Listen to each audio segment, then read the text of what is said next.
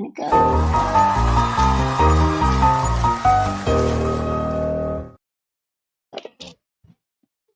Well, hello, hello. My chair's squeaking out. All right, something interesting today that I wanted to talk about. Let me put this in the middle now. All right, and let me get rid of these dots. So, if you will remember, we talked about Mr. Timmy Jones Jr. the other day. He is a monster, and we know that. Remember, he took the life of all 5 of his children. Tried to claim that he was insane was the reason. Just horrific. We've seen all of his appeals were denied. All right, we've seen that. Let me put something up here that I know I made this the other. Let's see. Let me put I did a poll, and I'm going to find it, see if I can get it up here. Hang on a second. Okay, just a second, guys. Right. Oh, it's right here. Duh. Let's see. Not that one. Okay. All right. Here is our poll about this situation. To get a chance when you come in, just pick a number 1, 2, or 3, whichever answer you want to put, and then it'll just put it up into the poll. You don't have to type yes, no, or just a number, and it puts it into the poll. It's automatic. But anyway, so in speaking of Mr. Monster himself, Mr. Timmy Jones Jr., we're just going to do a little recap of what he was charged with and what happened. But what's freaky about his story is he's been through the whole appeal process. It's all been done. And his death penalty was affirmed. However, I noticed that he was never scheduled. He's never gotten a death date. And now, all of a sudden, he has 2 stays. We got to talk about that. How did this happen? How in the world can you have your death penalty affirmed, then get 2 stays, and now, guess what? They have ordered a competency valuation. Now, wait a minute. The competency valuation should have happened before he ever went to trial. That's how it usually goes. So let's figure out what's going on here. It's really disgusting. So let me pull this back up, and we're going to talk about Timmy for just a moment, and then we'll move on to talk about how in the world he's getting a competency hearing evaluation and how he got 2 stays. So hope everybody's had a wonderful weekend. Happy Mother's Day. Tomorrow's Mother's Day. Hope everybody has a good day tomorrow. And there's another thing I need to pull up. Let me pull this up before we get started. We're going to go ahead and read our disclaimer for copyright. That's so important that we talk about that. Get that done. Hang on a second. Let me find my little copyright thing. Here we go. All right. Okay. There. Hang on, guys. All right. All right. Here we go. Come on now. Don't be doing that. Okay. There we go. Lots of other things going on out there in the true crime world. I'm trying to keep up with Nancy Guthrie, but that's getting hard to keep up with. So, anyway, let's go ahead and read this. This broadcast may contain commentary, criticism, news reporting, teaching, and analysis using limited portions of copyrighted material under Section 107 of the U.S. Copyright Act of 1976. Fair use is permitted for purposes such as criticism, comment, news reporting, scholarships, and research. All photos, video clips, and audio graphics belong to their respective owners. This content is transformed for educational, informational, and discussion purposes and is not intended to replace the original works. The opinions expressed during this live stream and those of the host and guest are presented as commentary based on publicly available information and allegations unless otherwise stated. All individuals are presumed innocent unless proven guilty in a court of law. So there you go. There is our disclosure about fair use. Now, let's get back over here to Timmy. We're going to talk about what he was in prison for, how big of a monster he is, and then we'll move on to the next steps, our part 2. It's very, very, let me just give you a trigger warning, okay? Just a trigger warning here. Timothy Ray Jones Jr., born December 28th of 1981, is an American convicted mass murderer who killed his 5 children. Merrill was age 8. Elias was age 7. Nathan was age 6. Gabriel was age 2. And Abigail Elaine was age 1. in their mobile home along South Lake Drive in Lexington County, South Carolina. Jones admitting to working Nathan to death and killed the other four children in a panic. When he says working to death, he means PT. That was his form of punishment. Jones pleaded not guilty by reason of insanity, but the court rejected this plea. He was found guilty of 5 counts of murder in 2019 and was sentenced to death. As of 2022, he was awaiting his execution on death row in South Carolina. The South Carolina Supreme Court denied his appeal. Okay, so we're going to talk about the appeal process. We're going to talk about that for a second.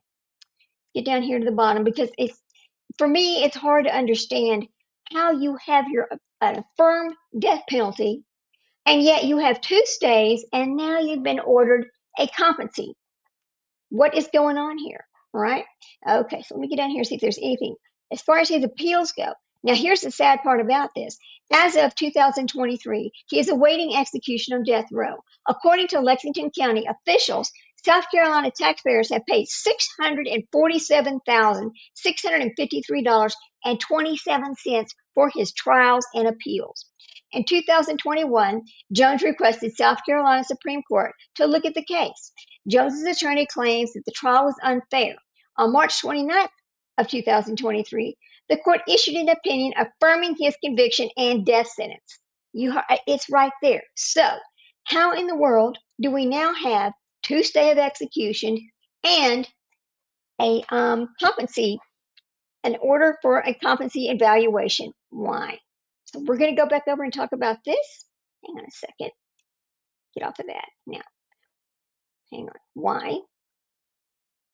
Okay, so why was he given stays, not one, but 2 of them, after an affirmation? That's just weird. After case was affirmed. Oh, hang on a minute, guys. All right. Why is it doing that?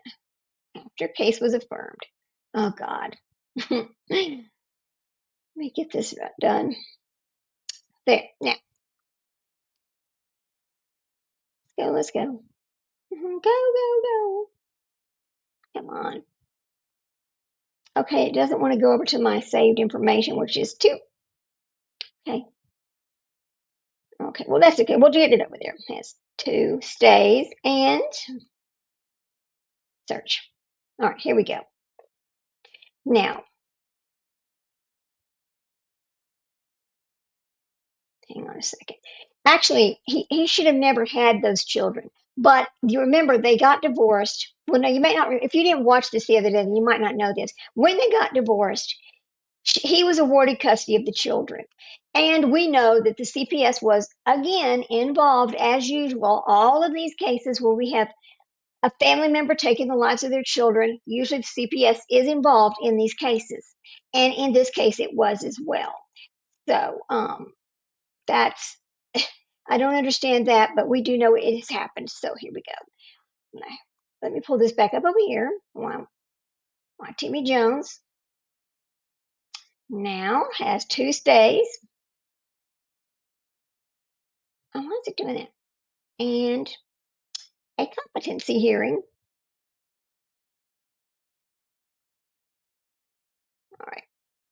All right. There we go. Now, oh boy. Timmy Jones Jr. has reportedly received multiple execution delays because his legal team is arguing he may not currently be mentally competent to be executed. But they did the competency hearings before they ever had the trial. This is what's weird about this. And we do know his case has been affirmed, right? So it's not making any sense to me. In death penalty cases, competency challenges can temporarily stop an execution while the courts determine whether the inmate understands the punishment and the reason for it. But if you go back and watch the trial, he absolutely understands the punishment and the reason for it. Here's the breakdown of what's happening now. His direct appeal was denied by the South Carolina Supreme Court in 2023, which upheld both his conviction and the death sentence. Okay, we know that. After normal appeals are exhausted, defense attorneys often move into post-conviction litigation involving mental illness claims, competency to be executed evaluations, and constitutional challenges, or of federal habeas proceedings. He has 2 stays and they have paused the whole process because he needs psychiatric evaluations and experts to testify or judges to determine whether the inmate meets legal standards for execution. Competency in execution cases is not about whether the person was sane during the crime. The legal question is usually whether the inmate currently understands they're going to be executed, and number 2, why the state is executing them. Now, in Jones's trial, they've already involved major mental health testimony. His defense argued he suffered from severe mental illness and psychosis, including claims of hearing demonic voices, though prosecutors and experts disputed his insanity claim. If you watched we watched a little bit of this trial the other day, and we've talked about this already. South Carolina has several death row inmates whose executions have been delayed over competency litigation. Courts take these claims seriously because executing someone found legally incompetent would violate a constitutional protection. So you get your competency evaluation before you ever go to trial, and you're found sane to stand for trial, right? You go through the process. Your appeals have been denied. Your death penalty has been affirmed. And yet, before they can put you to death, before they can follow through with the sentence, they have to determine if you are legally competent to understand why you're being put to death. I want to know how the hell that makes any sense, because to me it does not. However, I'm not in the court system. I'm not an attorney. I'm not on the Supreme Court or any of that. It just seems to me like there's just some deliberate things that goes on in these cases that's not necessarily reasonable, and I don't think that's one of them. Now, I want to read y'all something else that I came across that I thought was pretty interesting. What is that a picture of? Huh. Let me see why that picture's there. I'm not sure. That looks like Dee Dee's car or something. I don't know why that picture's there, but we'll get rid of it. Okay, let's just take that off. Nah, we'll just take it off. Put that there. Okay, that's better. Anyway, so I came across something I'm going to share the screen with. It's pretty informative, and it's about death. It's called the Death Row Penalty Center, and it has all the information for every state, who's on death row, and what the status of their case is. And I thought we'd take a look at that real quick. So here we go. Let me share my screen for that. Okay, here we go. Come on now. All right. Here we go. Now. All right. Now, there it is, as you can see. This is the 2026 death warrant outcomes nationally by date and scheduled executions. Now, put this back over here. Thank you so much. And let's start doing a little bit of reading. Okay. So, if you see active, that means the death warrant for the defendant has been issued and an execution date has been set. If it says inactive, the defendant will not be executed on the scheduled execution date. If it says executed, the defendant was executed by the state or the jurisdiction in which they were serving and the death sentence. Okay, so here we go. We're going to look at 2026. January the 2nd in Pennsylvania, Richard Rowland Laird. It's inactive. After the execution was scheduled, Governor Shapiro issued a same-day reprieve on December 5th, 2025. January 28th of 2026, in Texas, Charles Victor Thompson was executed on January 28th of 2026. February the 10th, 2026, in Florida, Ronald Heath was executed on February the 10th of 2026. On February the 11th, 2026, in Ohio, Antonio Franklin, it is inactive. On October the 10th, 2025, Governor DeWine issues a reprieve, and the execution has been rescheduled for February the 15th of 2029. Now, I think it's interesting. Let me write this down because we're going to look up why 3 years from now. What's going on in that case? Let me write this down so we'll know to look it up. All right. So his name is actually, hang on a second, pull this back up. It's Antonio Franklin, and this is out of Ohio. So 3-year halt. We got to figure out, why does he have a 3-year halt? Then we have over here, February the 12th of 2026 in Oklahoma, Kendrick Simpson was executed on February the 12th. February the 24th of 2026 in Florida, Melvin Trotter was executed on February the 24th. March the 3rd, 2026 in Florida, Billy Leon Curse was executed on March the 3rd. March the 11th, out of Texas, Cedric Ricks was executed on March the 11th. March the 12th, in Alabama, Charles Lee Burton, which is inactive, on March the 10th, 2026, Governor Kay Ivey granted a clemency to Mr. Burton, commuting his death sentence to life without parole. On March the 12th, in Ohio, James Allen Trimble, it's inactive. On October the 10th, Governor DeWine issues a reprieve. Oh, that's one. Issues a reprieve, and the execution was rescheduled for 2029. Here's another one. We have, what's his name? James Tribble. Why is his reset? Okay, we're going to write this down because we're going to figure it out. What makes one state do it and another state not? So now we have a 3-year reprieve, okay, on that one. Then we have March the 17th. In Florida, Michael King was executed on March the 17th. On March the 24th, in Pennsylvania, Harvey M. Robertson is inactive. On February the 20th, 2023, Governor Shapiro issued a reprieve. So we need to figure out what's going on with his case. Why was his? It's Harvey Robinson. Okay. Then this is an interesting one. On March 31st of 2026 in Florida, James Duckett is inactive. On March the 30th, the Supreme Court of Florida denied the state's motion to lift the stay, explaining that the circuit court continues to have have concurrent jurisdiction to rule on a motion related to a DNA testing and the successive claims filed by the petitioner. A status report on all pending issues from the circuit court is due to the Supreme Court of Florida by 5 p.m. on April the 2nd. On March the 26th, the Supreme Court of Florida stayed pending further orders of this court. The court allowed the state until 5 p.m. on March the 27th, 2026 to provide a report addressing the status of the DNA testing. Well, all of these dates have passed. So what happened here? We need to look up James Duckett and see what happened to him. Here we go. I'm writing all of this down so we can take good looks at it. Okay. On April the 21st, 2026 in Florida, Chadwick Willesee was executed.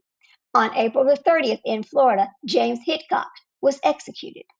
On April the 30th, 2026, James Broadnax was executed on April the 30th. Now, you'll see we have a bunch coming up next week. May the 14th, May the 14th, May the 20th, May the 21st, on through June. Here is the rest of the year. This is 2026, right? Now, hang on a second. So as you can see, there's a lot of people who are waiting on death row. There's a lot of people who have had stays. There's a lot of people that are put on hold for 3 years. There's quite a few coming up next week on the death, for the death penalty. I want to know what in the world, why would you have a 3 years wait? So let's look up Antonio Franklin. Hang on. Let me pull him up and figure out why did he have a 3-year stay? Hang on. Okay, so execution. There we go. Oops, got to spell it properly. Okay. So Antonio Franklin was given a 3-year stay in the state of Ohio. We're going to figure out why did he get a 3-year stay? Why some people get stays and some people don't? That is the question I have. Antonio Franklin received a long execution postponement because Ohio effectively paused executions for years amid ongoing legal and pharmaceutical problems involving lethal injection drugs. His execution date had originally been scheduled for January the 12th of 2023, but Ohio moved to February 11th of 2026. But they still have a stay. Nobody's getting executed in Ohio. The delay was not primarily because his conviction was overturned. Instead, Ohio officials, including Governor DeWine, repeatedly postponed the execution statewide because the state struggles to obtain the drugs and face continuing litigation over execution protocols. Courts across the country have also been reviewing competency, mental illness, and Eighth Amendment claims in many of the death penalty cases. Franklin's defense history also includes significant mental health allegations. Reports describe claims of severe mental health illness, paranoia, and the possible psychosis dating back to his teenage years. So, when they have these extended execution dates stayed, like the ones for 3 years, then we know that it must be that the state is no longer participating or they're having legal issues as to why these people are not executed. But let's go back over here. I want to get something here. I want to go back up here and we're going to go to research. Hang on. Now, Let's look at the innocence database because we know that there have been many people executed that were uh, believed to be innocent. So we're going to look at some of these names right here. Make sure you can see this right here. Okay, there it is. So we're going to take a look at this. Here we go. Um, Elwood Jones in Ohio in 1996. He was exonerated in 2025. He had been 29 years. Charges were dismissed. False or misleading forensic evidence, official misconduct, insufficient evidence, and there was no DNA. I want you to think about that statement. There was no DNA. And then we're going to go back and talk about another case. Robert A. Mello, Illinois. In 1989, he was convicted. In 2023, he was exonerated. 34 years. Charges were dismissed. It was a false confession, perjury or false accusations, false or misleading forensic evidence, and official misconduct. No DNA. Okay? Larry Roberts, out of California. 1983, he was convicted. In 2024, he was exonerated. 41 years. Okay, 41 years. Charges were dropped. Perjury or false accusations, official misconduct, no DNA. See, DNA is very important when you are going to give somebody the death penalty. You better have some DNA proving that they were there, or they touched them, they touched the gun, they did something that shows they are guilty and the reason why somebody is no longer alive. David Rorter, Texas, 1978. In 1989, he was exonerated, 11 years, charges dismissed, official misconduct, and no DNA. Now, this one's kind of an interesting situation because it was Kerry Max Cook. This was in Texas. In 1978, he was he was put on trial and he got the death penalty. In 2024, he was exonerated. 46 years. Okay, 46 years. But he had an appellate acquittal, mistaken witness identification, perjury or false accusations, false or misleading forensic evidence, official misconduct, and yes, there was DNA. There was DNA to prove it was not him. Okay. Then we're going to look at Daniel Gwynn out of Pennsylvania. In 1995, he was convicted. In 2024, he was exonerated. 29 years. And charges were dismissed. Mistaken witness identification, false confession, official misconduct, and no DNA. See, I mean, let me see how many of these there are. Okay, there's quite a few of these guys. We're not gonna be, look, we're not gonna be able to read all 5 pages, but there are 250 people. This is 250 people that have been exonerated after they've been on death row.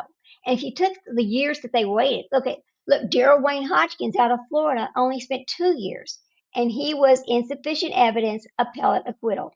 So I mean, there's lots of times that the mistake is made and the wrong person could absolutely be um, executed if they did not do the work to find out if they are innocent or not innocent, if they don't spend the time to actually look at the case and every part of the case. I just wanted to look at that for a second. I want to look at that for a second and explain, um, a little bit about the death row, what states have death row, why some cases are not, why some cases are on hold, etc. But our main focus really is on Timothy Jones tonight. Now, I don't understand. We're going to look at, let me pull this back up over here. Hang on, guys. Let me unshare that screen and we're going to pull up something else. Come over here. I'm going to pull up some YouTube. Hang on. And we're going to look back at we're going to look at his actual interview. Here we go. Oh, boy. Hello. Let me pull it back up. Get me some water. I forgot to get water before I came up here. I was like, oh boy, I'm going to go do a little live show. We're going to take a little bit of time to do a live show. Now, let's pull up Timmy Jones confession. All right. Now, I want to find his police confession, and I don't want to show it the one from court, but we might have to. Hang on just a second, guys. Okay, the strangest interrogation you've ever seen. That's not him. All right, here we go. Let's go back up here. Okay, confession. Let me see if I can pull it up this way. We're going to play the full audio of his confession. So let me put this here and hang on. All right, here we go. And this is going to be full credit to News 19 WLTX, okay? So hold on. Let's give full credit where full credit is due for fair use, okay? News 19 I think it's WLTX. Let me make sure I have that right. Yes, WLTX. All right, here we go. Now, we're going to listen to his confession, the full confession. You know we have to stop every once in a while for fair use. But the reason why I want to play this is because we're going to talk about his competency and the reason why now they're concerned about his competency, but they let him stand trial. Here we go. Hang on. Here we go. Here we go. That's too loud. Let me know.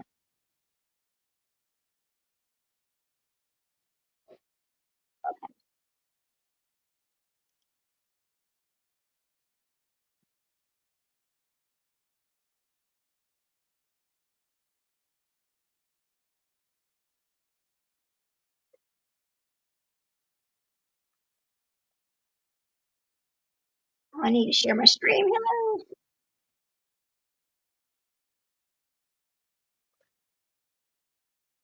Sir.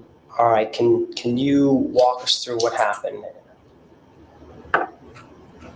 I questioned a ton about 4 outlets that he blew. After a series of not getting any favorable responses out of him, I tried to use more harsh measures to just try to get out of him what was going on because I didn't know what he was doing. I seen 4 destroyed outlets. Is it for me, him? Was he curious? I just didn't know what was going on, and I was trying to make sense of it. I think I worked him too hard, or maybe it was a combination of the electricity. Reminder, this child is 6 years old that this man is using this type of punishment on. 6 years old. Here we go. I know electricity takes electrolytes out of your body. Something happened. It was out of the ordinary, and he wouldn't tell me. If I would have known it, I mean, I would have gotten medical help and whatnot, but I don't know what he did. He didn't tell me. I didn't see any burn marks on his body, so that's why I didn't rush him to the hospital. So after the fact, he was deceased. And then what happened to him? How did he get deceased? What did you do? I sent him to bed after I worked him real hard because he wouldn't answer me. And what do you mean by working him too I hard? just PT'd his ass till he couldn't handle it. Tried cracking him on butt a couple times to get something out of him to tell me what was he doing. Right. What's his motive? And when you say PT, and what are we talking about? Squats and push-ups. Squats, push-ups. How long were you having him PT? I'm PT like an hour. Like I said, there's Okay. nothing out of the ordinary. And that was a lie right there, and I'll explain to you why. Because he tells them that this child was made to do 100 sit-ups, 100 push-ups, 100 squats in sets of 10. That takes longer than an hour for a 6-year-old child. So he's lying to them right there. Let's keep going. Those kids would do insanity with me. We had fun doing it. And where did he go from? You're doing this where in the house? Where you This was PTing in him? the living room, and then I finally got tired of him and sent him to bed. Get your ass to bed. You're not telling me the truth. I can't help you. Go to bed, man. You're wasting everybody's time. And then you find out what? I come back and find out that he's deceased. And when I find out he's deceased, then the shit hits the fan and all How did the shit hit the fan, Tim? the voices start going off, and then here comes the paranoia. Oh shit! What just happened? What just happened? It was not about voices going off. It was a matter of, uh-oh, something happened. He's now gone. I can't explain this to no one. I'm going to have to do something to cover my ass. That is what really happened here. There were no voices in his head. Let's get that straight. Here we go. This ain't gonna go. I can't call, but I got all these voices running through my head now. And then what happens, Tim? What did you tell us earlier? So Natan was dead, and then what happened? And I followed suit with the other 4. And how did you So kill that them, was Tim? with my hands With your hands? Can you describe what you mean by with your hands? around their neck. Around their neck? Okay. Who was next? Oh, God. I'm just gonna put Trigger the order warning. so I don't have to go into too much detail. Okay. Just tell us the order. Time, Mira, Elias, Gabriel. Wait. Time, Eli, Mira, Gabriel, Eli. And when did you say this was, Tim? What date? You told us earlier. Thursday, I think. They were supposed to go to school Friday and they didn't go because, well, they couldn't go. Because Yeah. we were dead. Let's be honest. And you said also that this happened where? The house, Can you tell me what that address was? 2155B, South Lake Drive. What county is that in, Tim? Lexington, South Carolina. Lexington, South Carolina. Okay. Where in the house did you say these happened at? In the house? The bedroom, or not bedroom, the living room. Okay. What did you do earlier? You said when you would strangle them. What would you do with the bodies at that point? At that point, I was just running on fear and I wasn't thinking. Any normal person would. It was not fear he's running on. He's running on how am I going to cover this up? What explanation am I going to give? What can I do to not be put in prison for this? You know, to not get blamed for this. The excuses he uses is ridiculous. But here we go. Here we go. I said, let me call the police and just turn myself in. Okay. I took the coward route and started following those voices in my head, which led me down such a nice path I'm on today. And what did you do then What do you mean? with the bodies? I put them in bags and threw them on the hill. Okay, no. When you're in the house. Oh, loaded. He just lied right there too about what he did. There's a little more to this because some of it I believe was actually premeditated. And I'll tell you why. Because before he took the lives of the little ones, the other four, he had went to the store and picked up some supplies. But we'll let him keep talking. This is his confession. I just loaded them in the car. Did you put them in a bag at that time? I don't know. Okay. It was just 5 dead puppies. You put them in the vehicle. What type of vehicle was that? Cadillac Escalade. All right. And what do you do from there? I started driving out of fear. Tim, tell us, what was your original plan to do with the bodies? Now that we've had a chance to talk about it. I don't know what my original plan was. I had so many thoughts going through my mind. What were some of them? Because you wrote some notes and you bought some I had supplies. 100 different thoughts about what I could do. Okay. I don't want to sit and incriminate myself, but No, I you're fine. had a bunch of different things. We went over this, but part of your plan was to do what? The bodies. I think originally I intended to go do all that stuff that I wrote down on the paper, but Which then I was couldn't what? bring myself to it. Right. What tried to What was it? do stuff to just get rid of the corpse. Do you remember what step one was? Like dissolve them or something like that. I was gonna cut them up. And I was gonna do all kinds of stuff. Did you write down that you were going to burn the bodies? I think I was gonna burn them. Yeah. And you were going to, what was step two? Boil them, or I forget what it was. That's what I'm trying to tell you. I don't remember everything. Yep. Yeah. Did you write that you were going to? I wrote stuff down that it was in the context of that time, but All right. Was it something that you were going to cut the bodies up? something I could bring myself to do. Yes. All right. Let's take a look All here. right, Tim, while he's looking that up, I also want to clarify when you last saw Christina, your next door neighbor. Oh, when I last saw her, the kids were actually still around. She said she spoke to you on the second. She talked to me. She Yeah. talked to you on the second. When I last seen her. Mm-hmm. And the children, so she talked to you on the phone then. Mm-hmm. Okay. And the children were And I deceased then. lied to her and told the kids, yeah. Okay. Okay. I want to go through this real quick with you. We don't have to spend a lot of time on this, but we went over this.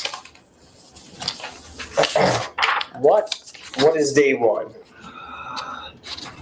Burn up bodies. What's day two? Saw down bones. What's day three? MB smiley face. Dissolve and discard. Okay, so your initial plan was to do these things with their bodies. That was one of them. I told you there's other stuff. That just happened to be the one that's materialized. I had a million thoughts going through my Okay. mind. You know, as we listen to him tell this story, I mean, you notice he sounds like he's kind of crying a little bit. Then all of a sudden he stops. He just starts talking to the cop like it's normal. Yeah, I mean, I do believe there is some kind of mental illness here, and I will say that I do believe maybe this dude is like a sociopath, to be honest with you, because there's so many things that happen in this case that to us is so unimaginable. But to him, he could just tell this without, it's crazy. We'll just keep listening to him for right now. Here you go. Let's go over this. This is what? Head of the campground, no bodies, and send bodies to Duster Small by small discard by a sanitation plant. Okay, so these are some of the things that were going through your head? That's just a small amount of stuff that was going through my head, yes. Did you write this before or after you killed the children? After. After? I wasn't premeditating this, no. Okay. This was not premeditated. This was a, oh shit, what just happened? So you had the bodies in the vehicle. Did you write this in your house, in the car? Where did you write these notes? That was on the back of a clipboard in the house, I think. Yeah, I think that would have been the house. I'm not good at writing and driving. Okay. Did you do this before or after you put the bodies in the car? I don't remember. Okay. I'm sorry, those details I don't remember. Now, we had also gone through some of what you went and purchased, and specifically at the Walmart. Do you remember that? Yeah. All right. Let's see if I can find the receipt for that. Drug of choice and nicotine. What did you purchase at the Walmart? I don't remember. Which Walmart? This would have been the one in West Columbia. Close the receipt, I don't remember. Okay. Did you buy a saw there? Yeah. Oop. Okay. Did you buy? Let's go over this receipt here. This receipt is going to be from Gusser Road in West Columbia. Okay. All right. And the date here is 9/3. So this is after, because what happened to the children was on Thursday. What day was that? Is that correct? 28th. That's the 28th. That makes sense. Now 9/3, this is on Wednesday, so this is after the weekend. And where have them children been the whole time? With me, Where? drive around a vehicle, I think. Where are they though? They're with me in the car. Okay, they're all in the back? Yes. Okay. Well, in the middle, not back. So back implies the back where you open it. And you told me earlier you had them covered up in some sheets or blankets. Yeah, I do blankets and a shitload of air freshener. So you have their bodies there. You go in and you purchase. Now let's talk about competency for just a minute. He knows he's done wrong. He knows he has to hide this. He knows he's got to make sure the smell's not, coming up. He's got to wrap them up. He's got to take care of this somehow. He's driving around because he doesn't want nobody to find them. I mean, you're going to tell me that you think that there's something wrong with him? You can tell me you think he heard voices? No, I don't believe so. But let's talk about something for just a second. It is important to distinguish between the finding of incompetency, which may delay executions indefinitely or lead to for them to be commuted, and junior commutions. Now, we know that President Biden in December 24 commuted the death sentence of 37 federal inmates to life without parole. While some of those individuals had documented mental health issues, the commutations were a broad policy of action rather than individual determinations. Now, there's pre-existing vulnerabilities as well. Of the people actually executed in 2025, approximately 83% of them had significant vulnerabilities such as severe mental illness or brain injuries, suggesting many remain competent by legal standards despite their serious impairments. So there have been, let me go back up here. While thousands of death sentences have been overturned for various reasons, the specifically spared due to incompetency at the time of execution are relatively rare, right? The total successful claims of this has identified 28 claimants in the U.S. who were found incompetent to be executed after they had been sentenced, had appeals, and were denied appeals or their convictions were affirmed. 28 people. There's among those cases where the court actually decides on the merits of a competency claim rather than dismissing it on procedural grounds. That success rate is about 22% of them. It is estimated that 5 to 10% of the total death row population currently suffers from severe mental illness that could potentially trigger a competency evaluation. Okay, we'll let him keep talking here. Here we go. What? Walk me through what you're purchasing here. I don't know what that rose. All right. What's this? A dusk mask, This is actually Gatorade, but Oh. dusk mask, some goggles, and some hand saws, some jab saw, it says, and a multi-saw. multi-saw. What's this here? Some muriatic acid, And what's this here? I think a 5-gallon pail. All right. Were you purchasing this stuff at that time because you initially thought you might be able to go through with this? Partially, and then I couldn't bring myself. You just couldn't do it. Okay. So one of the next receipts we kind of talked. He couldn't bring himself to do it, but he could dump the bodies in the bags out in another state, in the woods, to speed up the process of right? Hoping that they would not be found until the decomp was bad enough they wouldn't be able to figure out who the children were. And I don't know what he thought he was going to do between then and now when he showed back up at his house and went back to work and there were no children, right? Here we go. About is going to be several days later. I had these thoughts in my head to try to do this, and then I couldn't bring myself to do it. Okay. Now we go to the following day. This is going to be the 4th. This is at the Dollar General store, and we're still in Orangeburg, South Carolina. What do you purchase there that we spoke about? Excuse me. What's this here?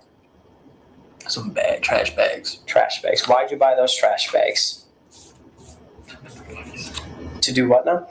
Put the bodies. To put the bodies in. Okay, but then to throw some of my own trash out too.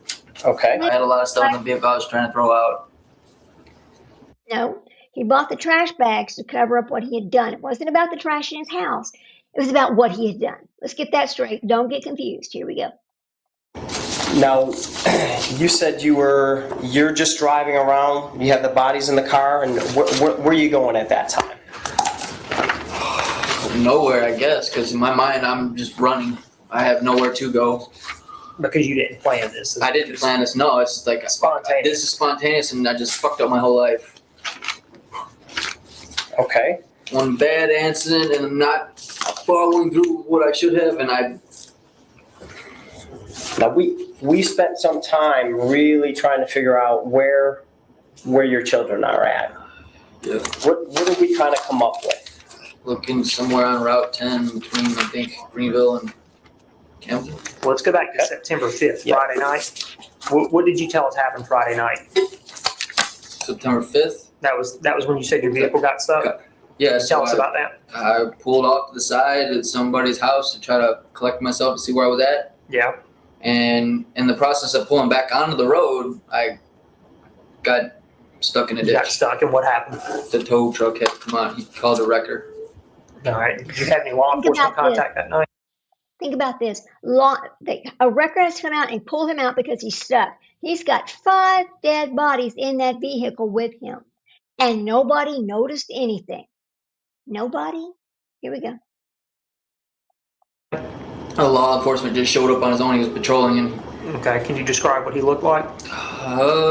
probably about maybe 5'10", shaved hair, Caucasian male. Okay. When you have contact with this officer, where are your children? In the car. Okay, they're dead in the car. Yes, sir. Okay, and they're still where you set them. Yes, sir. What's going on in that car since they've been sitting for so long? I mean, you kill them on Thursday. No, they weren't sitting there. Oh, Lord. Some of the time I took a couple days and just stayed home. Okay. Did you leave them in the vehicle? Or were they in the house at that time? I think they were in the vehicle and I was just sitting there. Not what you think. We want to know No, I what mean, the I truth believe is. I believe that they were in the vehicle. But you're and I was- talking about the weekend it happened. Yes, and I was just sitting there thinking, what am I going to do? Okay. Well, Does that make sense? Yes, it makes sense. Does this tie this together? Because that's I'm trying to tell you what I know. sure. Yeah, So Tim. all I'm saying from that Thursday, though, the 28th, and you say after all this happens, you place their bodies in the vehicle. Yes. Between then and the time you come in contact with the officer, and that would be Friday on September 5th. So we have over a week's time that has passed by. Your children are still in the vehicle. Is that correct? What date? Friday, when you have contact Yeah, with so the the law. next Saturday was, yeah. Okay, so they're in the vehicle the whole time. What's kind of happening in the vehicle? As far as how does it smell in there? Stinks like shit. Oh God. What's happening with the children? You're telling me before. The blood was probably just coming out of their bodies because I just left them in there. And I believe that, well, as far as I know, I think when your body dies, blood and water separate. I think that's. Now, we had asked because you purchased the saws and everything, had you used any of the saws on your children? I think I tried to start on that time and I couldn't bring myself to do it. Okay. And we'll get to where that happens. Had you tried with any of the other children? Mm-mm. No? He was kind of the whole center of this thing. Mm-hmm. He's what kind of started this all. He triggered us all. If he Wait a would have minute, told wait a you minute. what happened to the outlet. Then we go into victim blaming. Did you catch that? Well, he's the center of it all. Well, he's the one that started it. No, the victims never started. We don't victim blame. But see, that just tells you what kind of piece of shit this man really is, and the length and the depth that he will go to not take responsibility. But we'll let him keep talking here. Just oh Lord. That night. I would have went and acted appropriately to try to help him. None of this would have happened. I think he didn't tell me because I think it was intended for me. I think that's why it would make sense for him not to tell me. So let me ask you, What was intended for you, you have bud? contact with God. the law enforcement officer Friday night. The children are still in the vehicle. That would have been on the 5th. The 5th, yes. Saturday is when you get picked up here. The 6th. That's going to be the 6th. That's Saturday. But that Saturday morning, we look at this receipt. And this is where? The Greenville, Alabama. Greenville, Alabama. And what, do you remember what you buy there? 10 packs of cigarettes and some Zuzus and Wham Whams. Okay. And I just see groceries, so I don't know what you purchased there. Yeah, candy But, bars. and if the time on the receipt is correct, it's telling us 8:18 in the morning. Yep. Your children, they're still in the vehicle with you. You're positive about that on Saturday.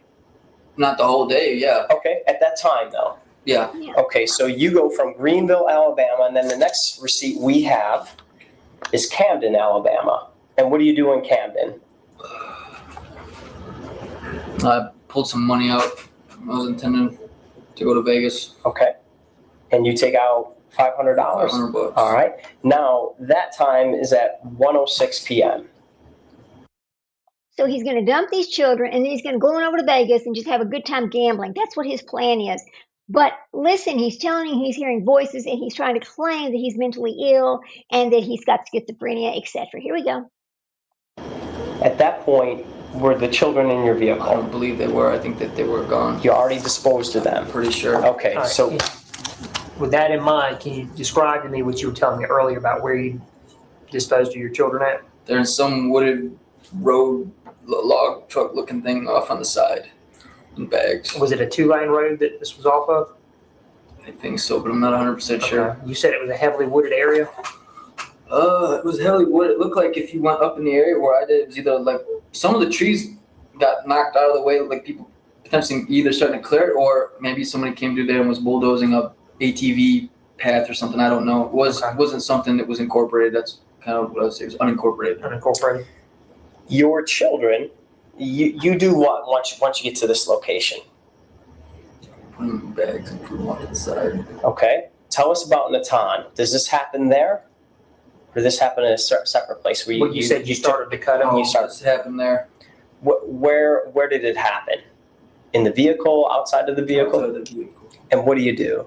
I began to try to saw a leg, and I couldn't bring myself to finish it. I can't do that. How far did you get?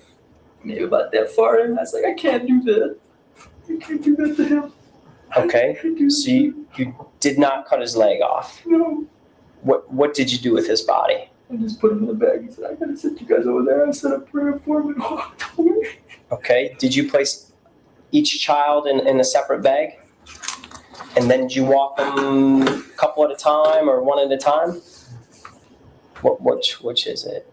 A couple at a time. Couple at a time? Just however many trips it took to get 5 of them over there. Now, we asked if they're going to be essentially all together, if they put them in different places. No, I put them in the same place. If somebody didn't check the bags and they started looking in there, moving around, I don't know what. Mhm. For all I know, they may not be there. Okay. I'm not lying to you that much. I'm telling you the truth.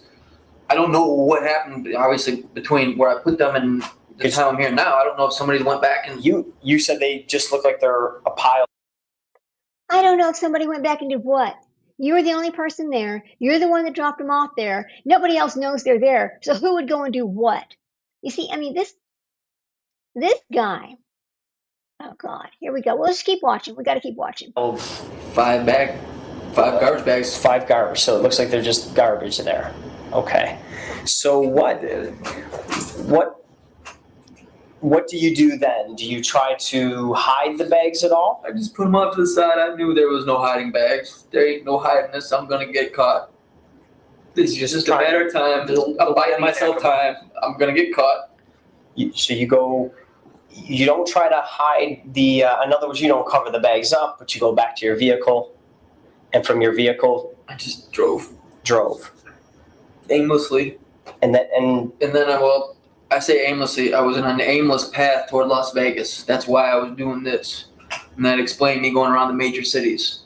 All right. And it explains my line of travel, maybe. Until you get here in Smith County. And then I didn't intend to get, And then that's when everything blows up in my face. Now, you were telling us that was actually in the car, was not Spice, but they are called... This is Scooby Snacks. Okay. You said locally in Lexington County, you bought those from where? Time Warp. Time Warp. And what do they kind of do for you? They calm the voices down inside my head to let me be at peace and not act on them. They kind of give you the same high as what drug? I think you're talking about It's like marijuana in the sense that it gives you a high, but it's not the high that I'm looking for. It's the effect of quieting this. It's medication. I know that sounds stupid as heck, but not at all. That's why I need to see a doctor. Okay. We'll go through these. Okay, so he needs to see a doctor. He's going to tell us all about that. And he had to get those Scooby Snacks to quiet those voices in his head that he says he had. But now, did the voices also walk him in to buy the bags and the song and all that too? I mean, it just doesn't go together. I know that he knows he did this. He knows he did. I'm just kind of concerned about why he was competent to stand trial, but now he is not competent enough to execute. Tell me how this is going to work. Let's go. We'll keep listening. Absolutely, yeah. Okay, this will answer a lot of that. Sure. You have any other questions? Well, what I want to do, we'll go through this, but as we've done this today, nobody has threatened you today, and we'll go over this in this forum. Is that correct? Yes. And do you think we treated you fair today? Yes. All right, you've done the same for us. Have you been completely honest with us? Yes. Now, one thing though, you didn't tell us about taking that saw to Natan, not until we started this tape. You had not mentioned that. But I told you we're gonna perform autopsies on your children. We're gonna find them. Mm-hmm. And you're telling me the 4 children, 4 of them, we're gonna find out that they were suffocated. Now you're grabbing your hands, you're putting them around your throat. That's what you did? Yeah. Okay, that's how you suffocated them? Did you put a pillow over that? No. No. All right. If you could just say out loud what you're doing. I use my hands to suffocate my kids. Is there anything else we need to know, Tim, about what happened to him? Anything you may have attempted to do to him afterward? Used a belt too? How'd you use a belt? Around their necks? Did you do that with all 5 children? No. With who? Who did you use the belt on? I forget which ones. Okay. I used it as... You can't forget which What no. is the autopsy going to show with Natan? I don't know. Mm-hmm. Did you use the belt on him? It's gonna. I don't know. I didn't use the belt on him. No, I came in and he was gone, and that's when I went into panic mode, if you will. Mm-hmm. So you're not sure what the autopsy will show for Natan. I don't know what it's going to show. I don't know what actually was. I don't know what his actual cause of death was. That's just the point. And I didn't want to go. I was afraid I was going to just get myself locked up. Yeah. Did you use the belt on Eli? I don't think I did. I think it was just bare hands. I'm not 100% sure. I don't want to lie to you. Those memories are clouded. Well, what about Sure. who do you remember using the belt on? Babies. On the babies? Who were the babies, Tim? Pardon? Gabriel and Elaine, is that correct? Elaine is also known as Abigail, right? Okay. And when you say the belt, you put the belt around their... I used to strangle them. You used to strangle. Why didn't you use your hands with them? I don't know. At that point, I Yes, you do. wasn't thinking. At that point, I was just thinking, run, get rid of the bodies, and you're fucked, Tim. Were the older children, did they put up a fight? I mean, what person's not? Right. You told us earlier that Eli said something to you before you killed him. What did he say to you? Take me with, Dad. What do you think Eli meant when he said that? I think he just wanted to go where I was. He knew Natan was gone. Mm-hmm. Let's go ahead and straighten it out right now. He says, well, I just found him dead from the PT. That's not true. The child was actually strangled. The child was strangled. And it was out of a rage over whatever the deal with these electrical outlets were. And what doesn't make any sense to me is how you killed all 5 of your children because one of them tampered with the electrical outlet. Please tell me how and why somebody could do something like this, because it makes no sense at all. And it's pathetic and sad, you piece of shit. We'll keep going. So I don't know exactly what he meant by that. I mean, I don't know where he thought I was going. I didn't even know where I was going at that time. This is just happening. It's like in my mind, I don't know what to do now. Did any of the other children say anything before you killed them? Trigger warning. Gabriel said, I love you. Very trigger warning. I'm so sorry. okay, that's a question I was gonna, we're gonna ask you here, because we've gone over all this, and you've been honest with us. Are we gonna find any of the other children cut up at all? No. You didn't try to burn them at all? I can't replace him. Tim, what Okay. Tim, what about the bleach in the vehicle when you got to stopped? cover up the blood. To cover up the blood. I also know, in honest truth, I do like bleach because it makes stuff smell clean. So you're probably trying to get rid of some of that odor. Not just that. I mean, no. So I mean, I would carry it around in the car even if before because I liked bleach and made stuff Okay. clean. Like, you want to go? Oh, sure. It was just Okay. You're also willing to go with us to try to locate the bodies? I am, but like I said, I don't know how productive that's going to be. I don't want you guys to get out there. Oh, you're pissing around, wasting our time. I'm not. I mean, I drive, but forgive me. Part of that's a blank. All right, Tim, we ran through these questions earlier. You've heard them all, so there's no surprises. Unfortunately, we got to do it again because of the issue with the recorder. First question is, do you know where you are? Yes. Where is that? Smith County. Smith County? Do you know who you are? Tim Jones. Tim Jones, what's your date of birth, Tim? 12/28/1. You know why we've been talking to you? Trying to find out what happened to my kids. Okay. You understand that you've just confessed to a crime? Yes. You understand that your confession will be used against you in Yes. court? Did you confess voluntarily? Yes. Did anyone threaten you if you didn't confess? No. Can you speak a little louder? No. No? What do you think will happen to you as a result of confessing to a crime? I have no clue. No clue? Okay, fair enough. Why did you decide to confess? I didn't do the right thing. To do the right thing? That's exactly what you told me earlier. Do you feel guilty about the crime which you just confessed to?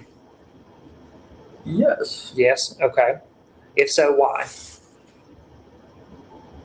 I felt that I took measures that were extreme, not necessary because of fear. I fear my life because of kids. Okay. I took unnecessary measures out of fear of my life, only concerned about himself.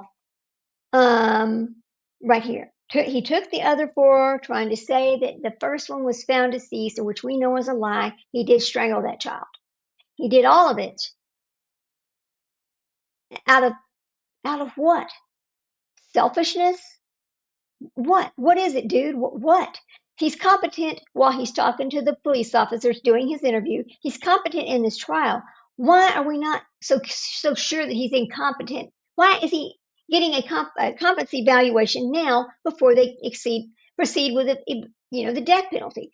They're not going to do the death penalty. I'm going to tell you that I'm 99% sure he will get commuted to life in prison because he's not competent. That's what's going to happen. But we'll keep watching. Here we go.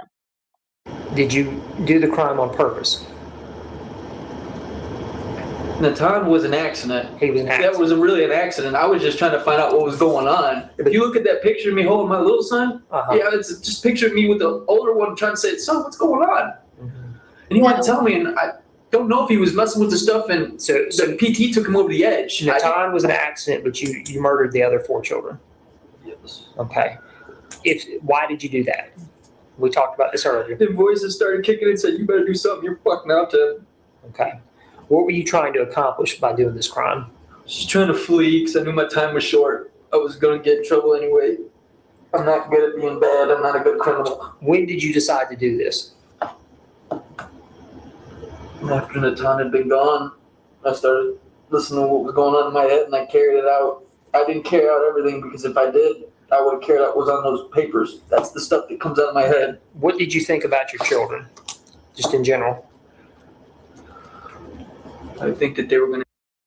That is not voices of somebody who's mentally ill. That is actually him deciding within himself how I'm going to cover this up. So I don't want to hear him talk about those voices. All that is you're trying to figure out how you're going to cover this up. Stop that line. Here we go. Have issues like me.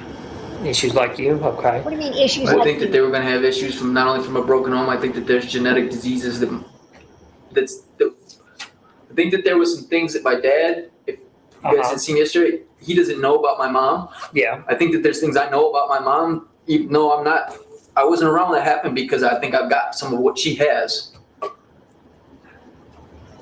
What kind of people do you think the children were when you committed the crime? I understand this is a weird question for what we're talking about, but we had to ask it earlier too. I think they were conspiring. And they were conspiring against you? It seems to make the most sense to me. I mean, why else would somebody go do something like that and not tell me what he's doing? Do you understand that you... Once again, victim blaming a 6-year-old child. A 6-year-old child. Here we go. Sorry, I'm getting behind myself. When you did this, did you think your actions could hurt the children? Yes. Yes? So you knew that what you were doing to the children was going to... I knew that what I was going to harm them or take their lives. It was to protect myself. Okay. I know that sounds fucking pathetic. When you did this crime, did you know it was wrong? At the time, I didn't think any of it was wrong. It happened in this happenstance, and let me finish it up now. Okay. When you did the... I didn't think it was wrong, but I had to hide all the evidence. I had to hide what I've done, but I didn't think it was wrong. Oh, give me a break. Here we go. Crime, did you know it was against the law? At the time, I didn't think about the law, so I'm going to say no. Okay. The law didn't come into my mind. I wasn't caring about the law. Dealing with dead children on my hands. Fuck the law. I'm in trouble, man. My kid's dead. Yeah. Did you think you might get caught? No, you're fine. I knew I was going to get caught. I'm not a good criminal. It was a matter of time. Gotcha. Why did you think that? Just because you weren't a good criminal? I'm not a good... Grandma's told me something that's the truth. Tim, you ain't... I told it to my kids, too. You guys ain't good being bad, so be good. What did you do to protect yourself from getting caught? Just drive and try to disguise the bags. And then get rid of the stuff at the house. What all did you get rid of at the house? Everything. I gave them You're just saying your general possessions. Yeah, I just didn't think about keeping my stuff anymore. The hell with it. Yeah. I gave all my stuff away. I mean, my life's over. What I thought about it. Have there been times you wanted to do something like this but decided against it? I mean, I've had these thoughts, but none of this happened until this actually materialized. That's what I'm trying to tell you. Okay, why didn't you do that in the past if you've had... I had the thoughts of taking their lives before, but I didn't do it until just now. Okay, what does that tell you about him?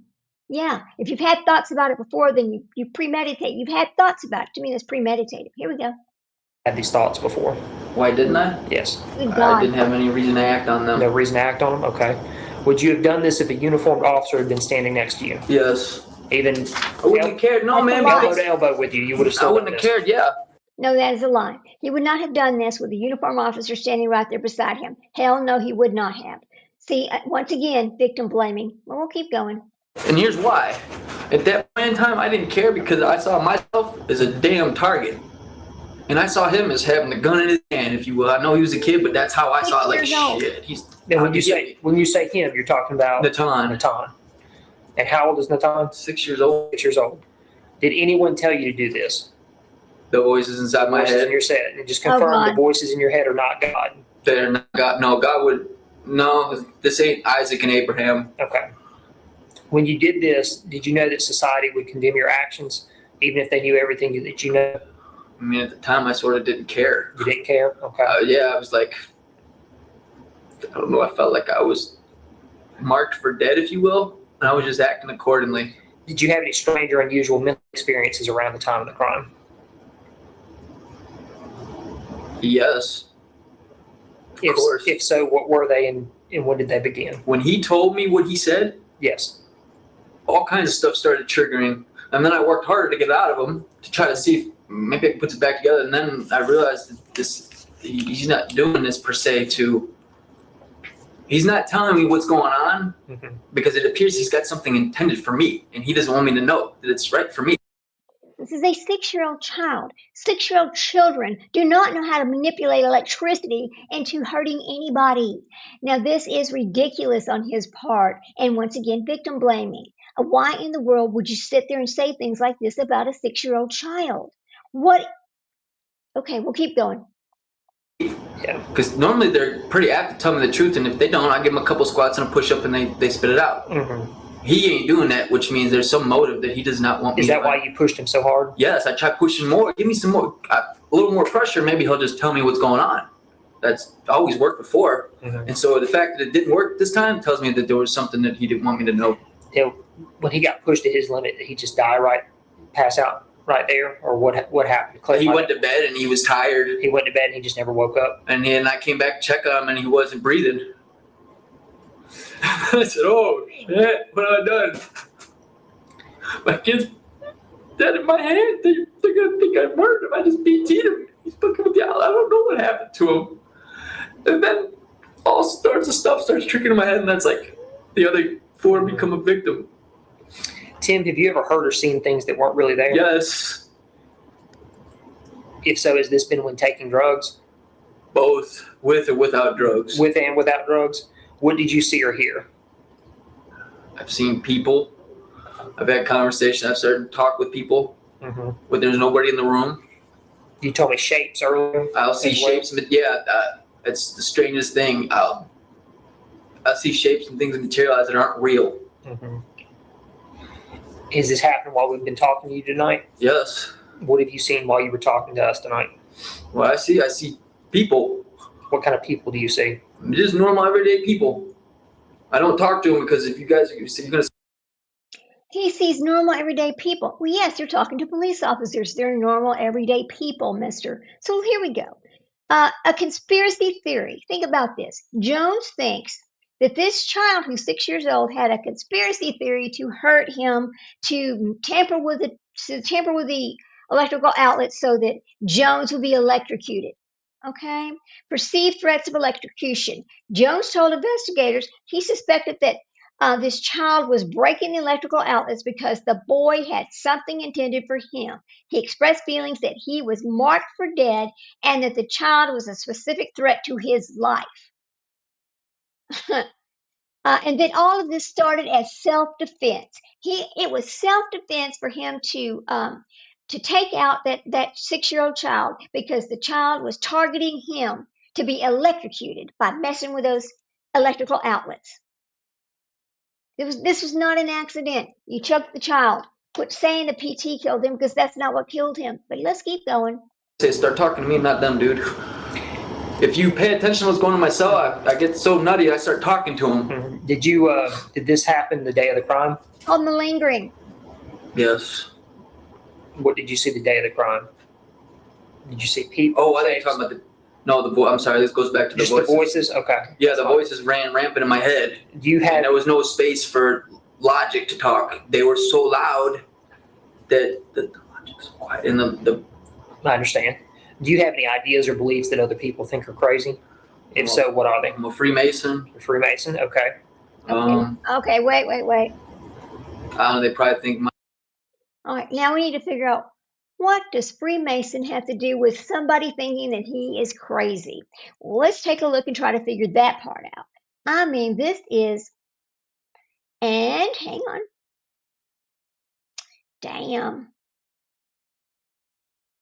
Here we go. I don't know why he's trying to put those two together, but we're going to try to figure that out. Here we go. Let's see. There is no report that Timothy Jones Jr. was ever a Freemason. All right, none.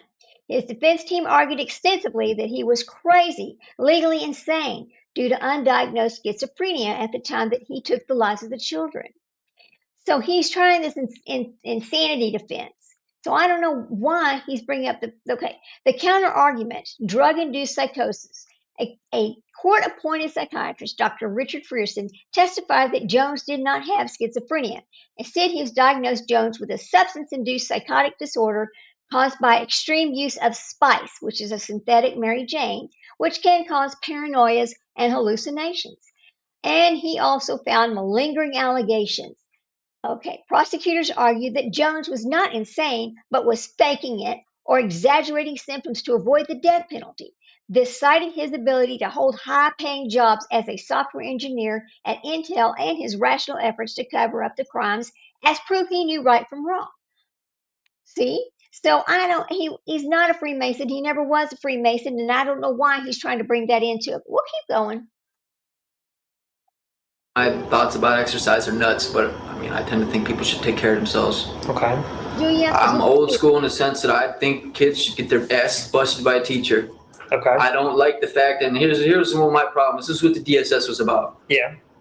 When I grew up, I didn't worry about kids bringing guns to school and blowing the hell out of each other with a teacher. That didn't happen because there was a healthy fear, and you got corrected by parents. These day and age, kids bring guns to school because I don't think that they're corrected at home, and they take other people's lives because they got no respect for authority.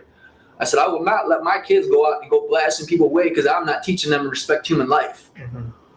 So that was my whole motivation with the time to push him. Hey, dude, you need to tell me what you're up to, man. I need to know. Yeah. And he wouldn't tell me. So you'd say your personal beliefs affect your actions?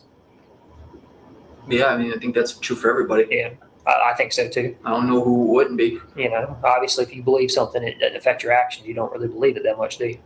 Yeah, you say you do, but you don't, right? Yeah. Do people ever have difficulty understanding you? Yes. If so, why do you think this is? People say I'm really smart, and I talk at 100 miles an hour, and I'll go from one subject to another, and it seems random to them, but to me, it makes sense. Mm-hmm. I've understood you tonight. I can see how people would think that, though. You're more understanding than a typical person. I can tell that I got a sort of a nuance about people. You're a very people person, I can tell. Well, I'm here to try to understand. Well, no, I'm saying I told you earlier. Not all cops are that way. Yeah. Which is kind of why I was resistant to the other ones. The ones that you spoke with last night. And I may have some questions for you about that. We'll talk about those in a minute. The next question, so we can get through these. Have you ever been told that you had a mental illness? By a doctor? Just anybody. Oh yeah, you're fucking nuts, dude. My nickname in high school was the crazy white guy. Crazy white guy? I'm not joking. Yeah, that was my nickname. So people in high school told you this. You told us earlier the military also The military said I was wrongly enlisted due to some wrong enlistment. I fell into depression. Okay. Have you ever had any treatment, or have you ever been hospitalized for any of these issues? No, I fought it. You fought it? Okay. I tried to. Have you ever had a diagnosis? No. No? Do you think you have a mental illness? I think something's not right. I don't know what I think I may have some, not some. Okay. If I'm anything like my mom, yeah, I got lots. I got you. The reason why he keeps bringing his mother into this is because, yes, his mother is a diagnosed schizophrenia, and she has been living in a state hospital. And I mean, but this has nothing to do with his mother. This is what he did. But he's trying to bring that in because he wants everybody to think that he has the same diagnosis that his mother has, but he was never diagnosed. But here we go. We'll keep listening to him. Were you drinking or using any drugs at the time of the crime? No, it was self-medication afterwards. Afterward, what did you take afterward? Scooby snack. It was the only thing that would try to calm the voices long enough for me to collect myself, and it really didn't work because what I just did, Yeah. nothing was working. Were you drinking or using any drugs when you were arrested? I think I'd been smoking Scooby snacks. Scooby snacks, okay. Again with the Can I Scooby have snack. another one, please? Another cigarette? Yeah. Steal $20 from my wallet and have them buy There you some go. more. Do you have any illnesses? Physical illnesses? So I'm just telling you what I think based off of my experience. Yeah, go ahead. I'm the type who doesn't really like to go to doctors, which is, I I guess, a that. male thing. Yeah, Sure. I think I got an ulcer. an ulcer. Yeah, and the reason why is because I get those sulfur burps. Mm-hmm. They like eggs, and I don't know. What is And then this got to also, do with some foods will just do a number to my gut. I've Mm-hmm. been told I might have colitis or Crohn's. My Okay. digestive tract sensitive. That's why you don't see me eat much. I got you. Okay. And speaking of Um, eating, you still don't want anything to eat. I'm No, glad I you're mean, good right now. No, I can't Okay. eat right now. As far as also, I got issues with my back because I smashed my head. I was so young. I got stuff that's out of line, and I asked them to give me They made me sleep on that hard metal thing, and I asked them if I could have a mattress because my stuff hurts, and I guess they think I was gonna hang myself with a mattress or something. You're talking about here. Yeah. Yeah. Okay. But you're We do know that he did have a traumatic brain injury when he was younger. We do know that. That is real. That is true. Here we go. you say you're not suicidal at all. If I was gonna do it, it would have already happened. No, man, I'm not willing to take that. I'll do a lot of stuff, but Because you said your religious beliefs. taking my life is not one of them. Because what happens? You say if you kill yourself, If you kill yourself, well, maybe nothing does happen, and maybe, Lord, I love you. Maybe God's a myth, and we die and we go to the ground. But if He's not, and it's real, well, if it does what it says, hell's not a very fun place. But you're not going to hell for taking the lives of all 5 of your children, right? You would only go to hell if you took your own life. Is that what I'm understanding? Good God. Here we go. I don't think it plans on freezing over anytime soon. I don't want to go there. Were you taking any medications before you were arrested? I don't think so. Okay. Were you taking any medications at the time of the crime? And you talking about Like prescription medications? So I mean, I had ibuprofen and naproxen. Okay. So those, yeah, but nothing like. To me, that's all I had. Okay. I didn't have anything Fair else. That's all they gave me. And we talked about this question earlier. Have you ever had a seizure or fit? I don't know what the word fit means, but I think I may have had some seizures, the non-violent type. Okay. Did you have one the day of the crime in question? I don't think so. You don't think so? I can't say that I Okay. did. Have you ever been knocked unconscious? Yes. Yes. If so, when? I mean, I grew up as a young teenager in Chicago, and I had to protect myself because I'm white, and most of those guys aren't white, and they don't like me because of my skin color. You know what that means. And you said earlier that you were not treated for these injuries. No, I'm stubborn ass and don't go to the doctor unless I need to. Is there? I got a few things. We started off today at 17:30, or I'm sorry, 19:30, about 7:30 p.m. Does this sound right to you? Yeah. Okay. So we've been here for a number of hours. It's 10 o'clock. It is currently 10:53 p.m. Okay. Okay. Oh, 10, that's yeah. Central so Time. This is Actually, okay. So we're going off of. We're going to stop that one right there. But let me explain something to you as well. Now, he makes a phone call to his father. You heard everything he told the police as to what happened, blaming the 6-year-old. 6-year-old had it out for him, etc. But he tells his own dad something completely different. Now, his dad's an interesting fellow, and there's a show on Hulu. No, I think it's on HBO Max. It's My Child the Killer, and this story is one of the stories told. And he tells his father the boy wanted to go back to his mom. It triggered a mental snap, and that is why he took the child's life. And then after taking that child, well, he had to take the rest of them as well. That's what he told his father had happened, not all this stuff that he told the police. Now, I'm going to go back over here, and we're going to pull up his dad's Hang on, make this smaller. Hang on. Now we're going to pull up his dad's interview with the police. All right. Right.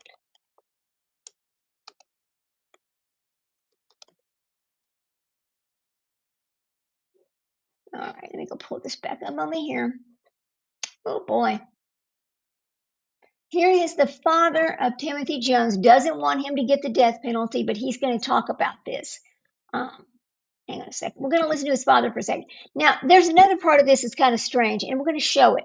So, this is Timothy's father when he got tattoos of the kids, all of the kids on his person. They showed these in the courtroom, which I thought was completely strange. But here we go. And again, this is going to be full credit to News 19 WLTX. So just a moment, guys. Let me get this started. We're going to watch this part. Hang on. All right, here we go. All right. Well, me? Yeah. Well, I feel more responsible than anyone. I mean, what are you asking exactly? What did you do to memorialize the babies on you? I got my back tattooed on them. You're gonna ask permission from Mr. Jones to be able to get. Now, I don't understand why they're showing this in court. You can step down, Mr. Jones. Okay.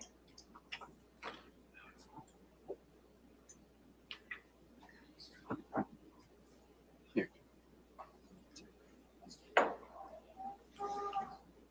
Let me see if I can speed it up where they actually show it. Hang on. Whoops. See if we can get over there where they actually show them, because he's standing over there and he's got his shirt off, and you can see. Let me see if we can see that. Okay, hang on. You can see that he's standing. Okay, there it is. Okay, look. Now, here we go. Whoops, here we go. Now look. This is mirror. I thought this up was here kind of on strange. the upper left, right? There's all the babies on his back. Are these all from pictures that you had of the babies? I'm gonna. And then I don't know Elaine what- in the middle. Isn't that strange? And Why then- are they showing and these? Gabe just to the right of Elaine. Eli over here. And then there, the Tom's in the middle. And then who's to the left of the Tom? Brother. Speak up, just my brother Larry. Larry, and is he the one that you told us died in a motorcycle accident? And then to the right of the Tom, who's that? My sister, Larry. She's the one that died of cancer. Yes. Okay. And when did you first start getting these tattoos? Just a few months after this happened. Now, I'm going to stop playing Back to have this. them worked on again and again. Hang on. And the reason why I'm going to stop playing this, because now we're going to go back and we're going to listen to what his dad says about him, because his dad says that he saw this coming and did nothing about it. Now, I've got a lot of questions about this. I've got a lot of questions about this whole case. So let's go pull that up. Hang on a second, guys. Just a moment. And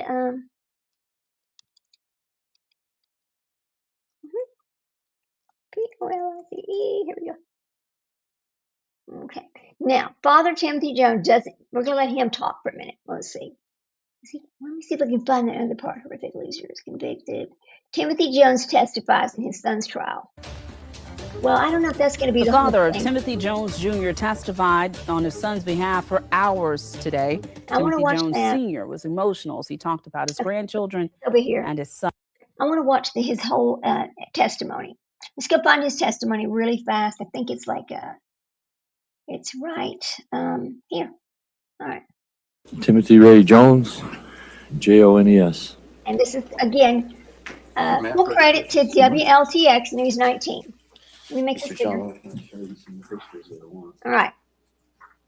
Show during. If you just tell me, did you recognize them? These ones, these first two are already in evidence. That's Exhibit 252, 251, 140, and 142. And then these are the ones that I would also think about. These have been marked for identification purposes. This is 326, 327, 328, 332, 236, 238, 242, 247, I couldn't imagine being this grandfather.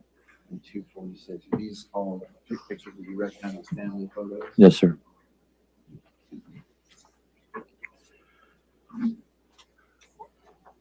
I'd just like to show some of these pictures. That list that I read off, Your Honor, we would offer into your evidence that the state has seen the photographs.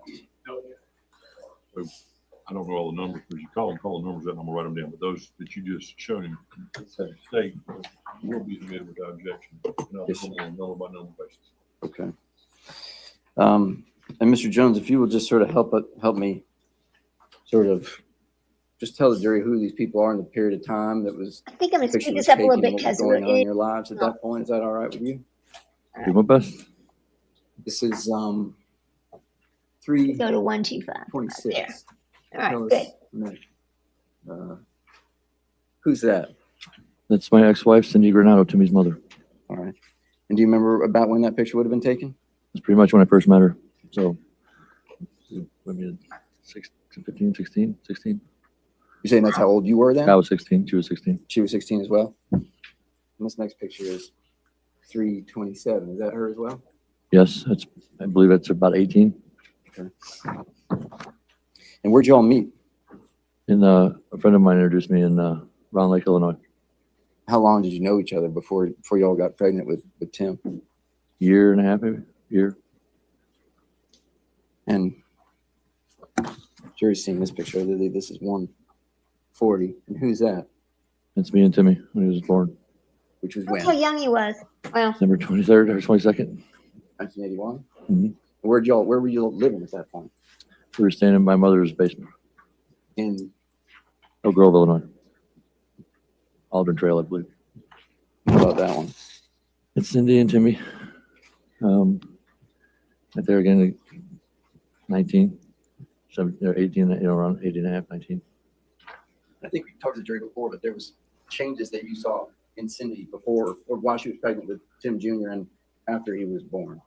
Yeah, I mean, she was just, she'd just do crazy things like cut her clothes and then just sit in the corner, and she just seemed like she was losing her mind.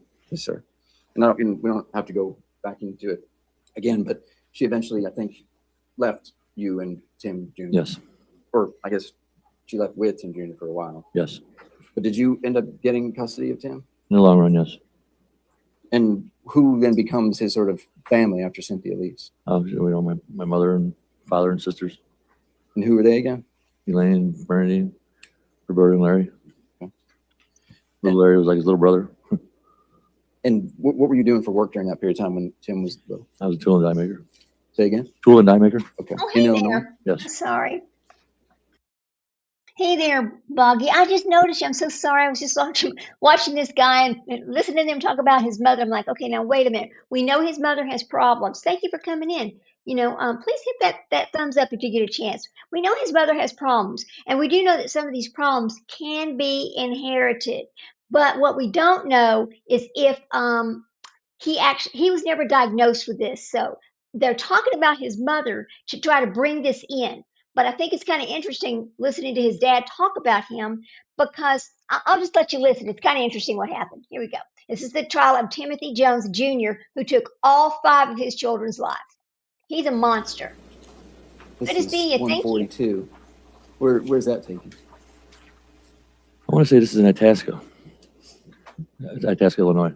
And It's a I was working for Illinois Tours at the time.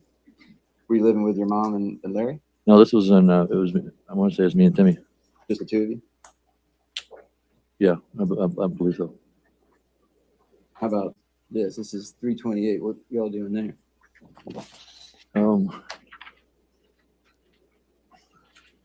We're going to golf balls. I'm trying to wonder exactly where it was at. I think it was over by, I'm not sure. I can't tell, but I'd go to old schools or wherever they had a big field and we'd hit golf balls. Me and Timmy. Really kind of stuff. Didn't you go bowling there? I do, whatever you want to do, bowling, golf, football, baseball. We turned eventually like wrestling and gymnastics more. Hey, Is this Cinderella, time good to in his see you, life that y'all girl. spent Thanks for some coming of your in. time together? Yes. Yeah, Cinderella, we're doing just a part 2 on Timothy Jones Jr. because let me explain kind of what happened. Um, you can go back and watch the first of it later because it's pretty long. But, his death penalty was affirmed, right? We think he's sitting around on death row thinking he's going to get execution. Well, then I learned he's had 2 stays of execution. And now, here in 2026, they have ordered a competency evaluation. I'm like, oh God, because you know what's going to happen next, right? Because now they're still trying to claim that he is incompetent. Well, he was proven competent to stand trial, so how is he not incompetent now to be put to death? So that's why we're kind of showing this and re-talking about it. But good to see you, Cinderella. Who's that? That's 238. It looks the Timmy- same, doesn't little it? Timmy Cullen. Is that just a school picture? I believe so. I want to say East Middle School, and yeah, it's got to be the middle school. Not middle school. How was he interested in school back in those days? Oh yeah, he loved school. And he excelled though. I mean, he was a good kid. I mean, What kind of stuff did he like most in school? math. He's very intelligent. Is that why you ended up getting on the computer? Yeah. Yep.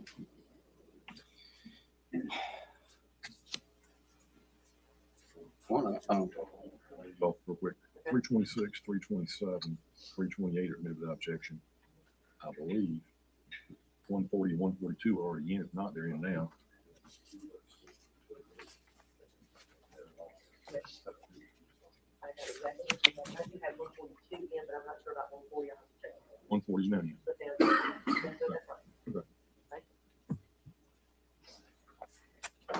Mr. Jones, tell us about what your grandchildren, Eli and Tom, Gabe, and Lane meant to you. I know I don't think you and Julia had a chance to meet Lane, Unfortunately, we did. but tell the jury about what you call them, the babies, right? Huh. What the babies mean to you and your family's life. Well, they meant everything to me. I mean, I was the man. Say again. I was the man. Papa. That's what they called you. Yep. And what they called Julie, your wife. Call her grandma. The summer of 2012, where'd they live?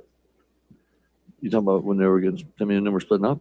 Yeah, it was the summer of 2012 that they lived with you in Mississippi, right? Yeah. I mean, I didn't know it was that far away, but yeah.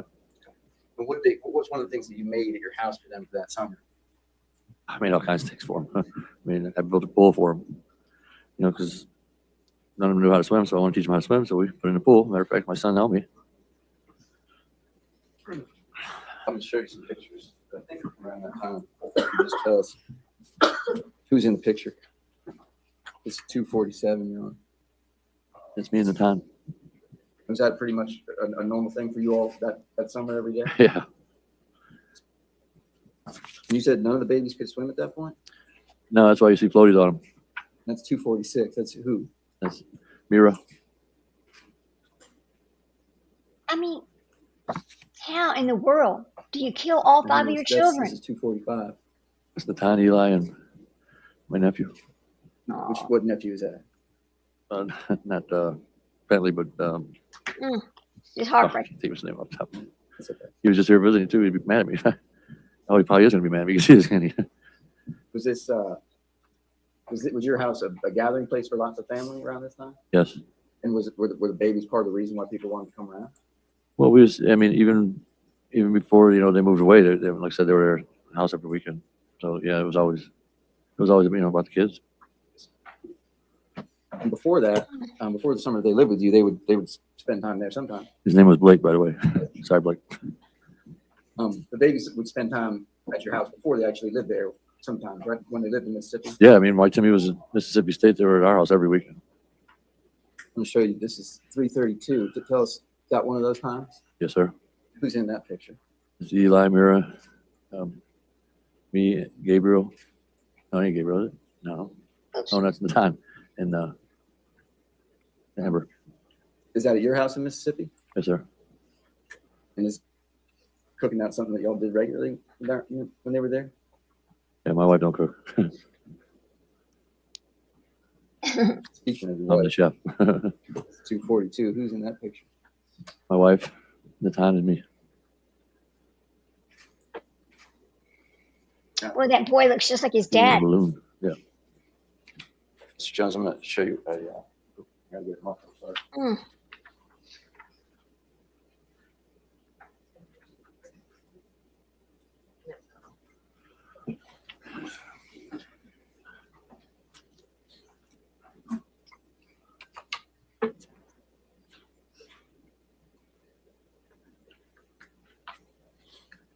That's 361.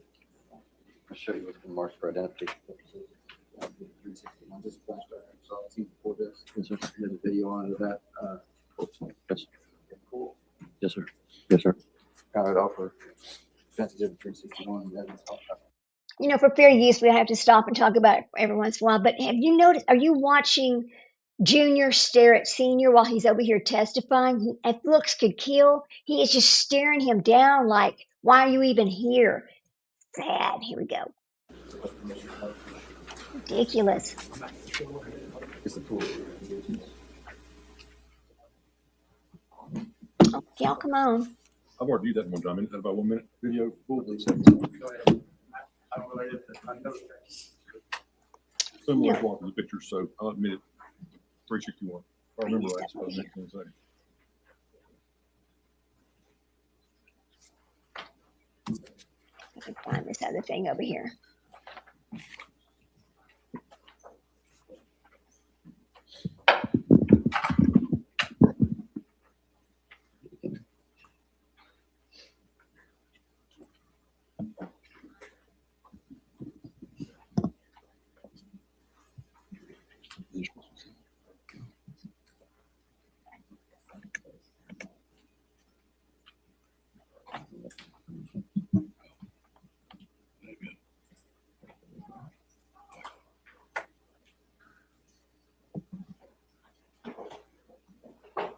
Oh, come on. Yeah, and you're in the concert with Papa? No, no, but I did.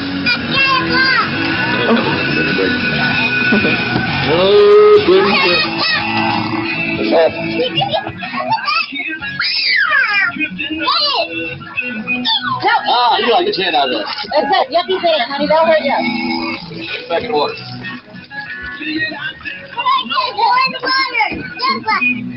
Glass in the water. Uh-oh. Put some glass in the water. Ah.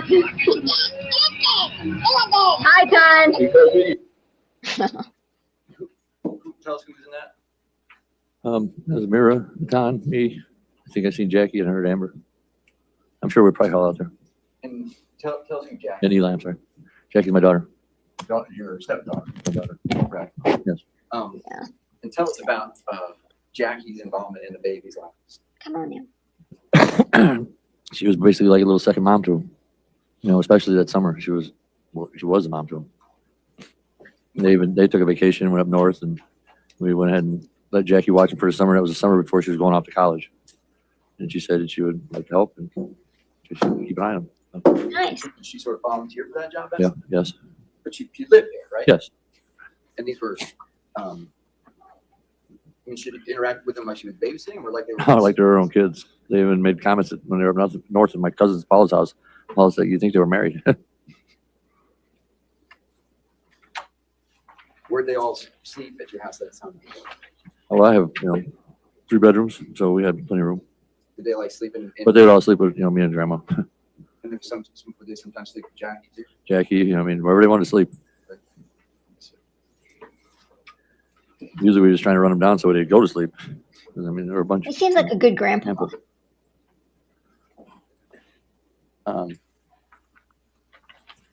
gonna show you what's Maybe someday I'll have grandkids. 251. That about around that summer as well? It is. Maybe. Yes. How cute those babies are. Is the pool still at your house? No, I took it down. Why? Because, I just couldn't have it up. oh, this is very sad. Too much.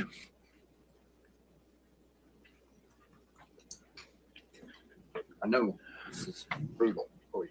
I'm not trying to hurt you, That's all right. but I want you to tell the jury what it's been like to lose the babies. Live in hell.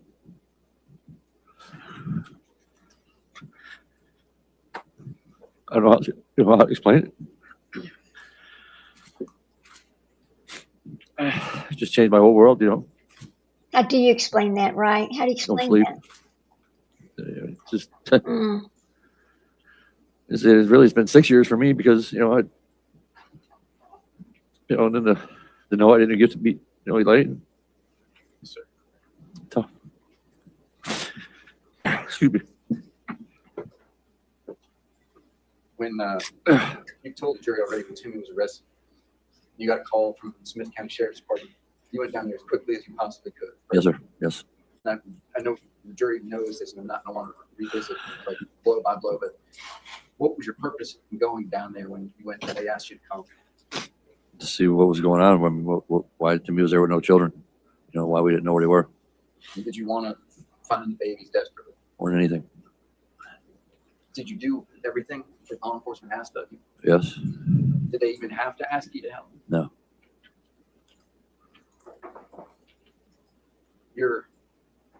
The main people that you interacted with there that you were trying to help was the Undersheriff Patterson, right? Yes. And then Sheriff Crumpton. Yes. I think Special Agent Johnson, I think, right? Yes. Your decision to help them at that time, because you wanted Timmy to tell them what happened, right? Yes, I did. And you stand by your decision to help them. I do. Do you regret your decision to help them in any way? No, I don't. No, not at all. Are you Wow. grateful to those and in Mississippi for what they did? And from South Carolina, Mr. Creech as well. And various people have come to you since that time and asked you for your help, right? They have. And that includes people from the defense and from the prosecution. Yes. Have you ever told anybody no? No. Did you talk to Dr. Frierson when he was evaluating you? Anybody want to talk to me? And you've talked to Mr. Hubbard, people from his office on a couple of occasions? Yes, I met Mr. Hubbard a couple times. Once here and once at your house, right? Yes.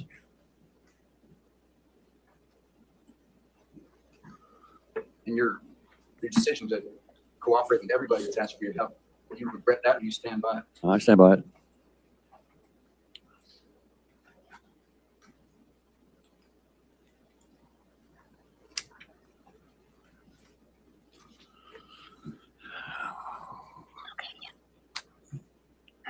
How have you memorialized the babies personally?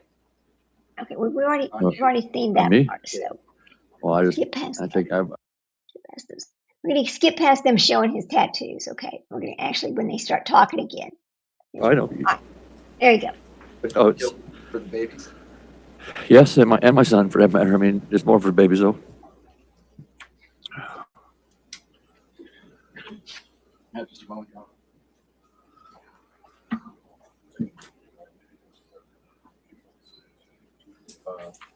242 or 256.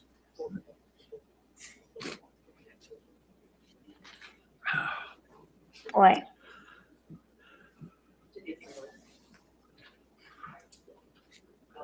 I think that was already in. Huh?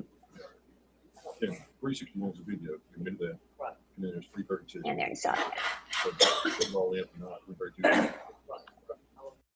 I mean, while they get that straight, let me tell you something. So on the show that I'm talking about called it's on Evil Lives Here, My Child the Killer is the name of this little show. And the title is The Son He Remembered.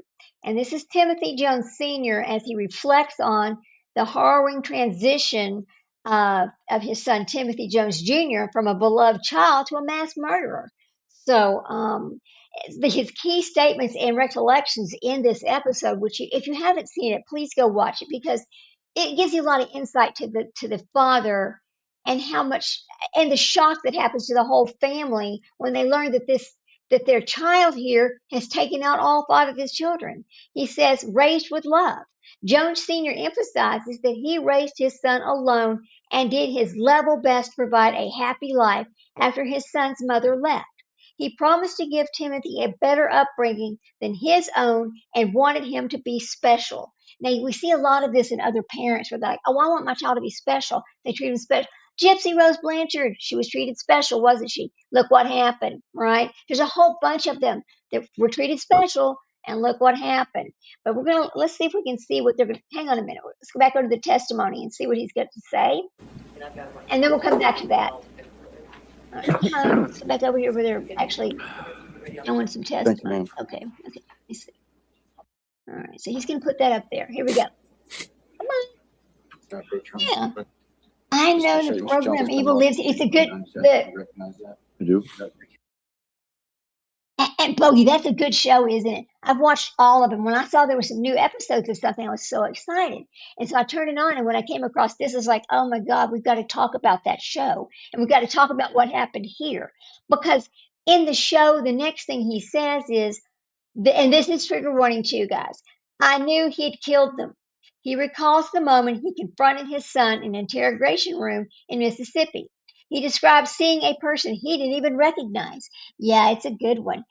Who was ramping and raving. Jones Sr. states that he knew in his heart his son had killed those children before it was officially confirmed. A violent confrontation. He details a terrifying moment in the interrogation room where his son jumped up and snarled, I could kill you right now, and appeared ready to choke him. Jones Sr. responded by saying, you can't kill me. I love you. Okay, so hang on. Let's see what he's going to say here. It's just amazing, really. I know he was afraid. I know he was. Yes, sir. I've offered the evidence. I don't believe there's an objection. You've already more or less published it, but put it back up there for the Yes, sir. media. Come on with it. Oh, okay. You want a picture of it? I'm not sure how to get rid of the glare. I'm sorry. Oh, we've already seen that. That's the tattoos. All right, so we're going to go past the tattoos. We're talking about those tattoos. All right, let's go to the next one. Yeah, I don't want to keep talking about those. Talk a lot about Yeah. care and love you raised your son with. But you also mentioned there's a lot of chaos in your house. Yes. But I think you've said over and over you did your best to make sure your son knew all the I'll time. turn this up for you. I did. You would even Okay. tell him you loved him. I did. A lot of I do. fathers, a lot of fathers can't even look at their sons and say that, but you always did. Still do.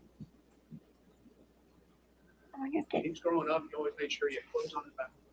He's Yes, going sir. to get the CC to show up. Yes, sir. You always made sure he went to school. There we go. Yes, sir. Oh, it's Took too care far of up. whatever's going on in your life. You got him there on time. Yes, sir. Made sure he did Oh, I can't. No. well, and he did do All well. right. I I didn't can't have to get help the with that CC part. to show up. He had that pretty much down. He had a gift. He did. He does. Or he did. Wanted to do. And although you had work, he had school, you spent as much time as you could with him. Yeah, like any father, you think you always spend a little more, but yeah, I did. You were involved in any activities he was involved I guess I tried. Some things I couldn't keep up with. in. Special events, you made your best effort to be there. I did. So for whatever things were going on in that world, Tim Jones Jr. had a father that loved him and he knew it. That was always a problem with Timmy. He always didn't know it. He didn't think I loved him. Still, I don't even know if this is going to prove it to him. But yes, I mean, no. He didn't always reciprocate that love that you did. Well, again, he just seemed like he didn't believe me. And when he got a little older, I mean, when he was younger, of course, all little 5, 6, 7-year-old kids love you to death. But as he got older, he Yeah. just felt that I didn't love him. This issue with your ex-wife Cindy, we just saw a picture of. Yes. Did you ever tell your son when he was a little child that his mama abandoned him? No. Did you ever say your mama doesn't love you? No.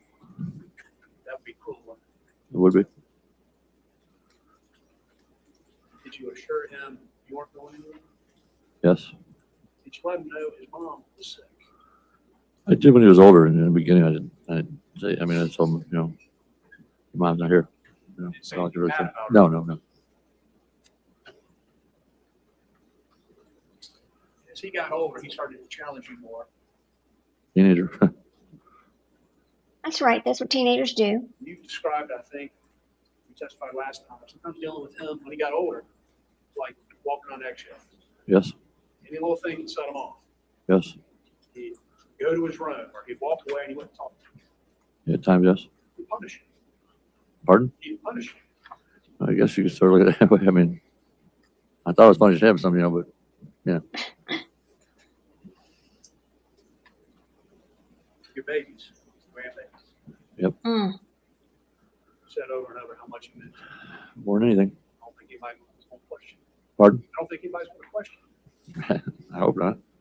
Drove all the way from your home down to Smith County. Go Marty Patterson and those other officers. Find your baby. Yes.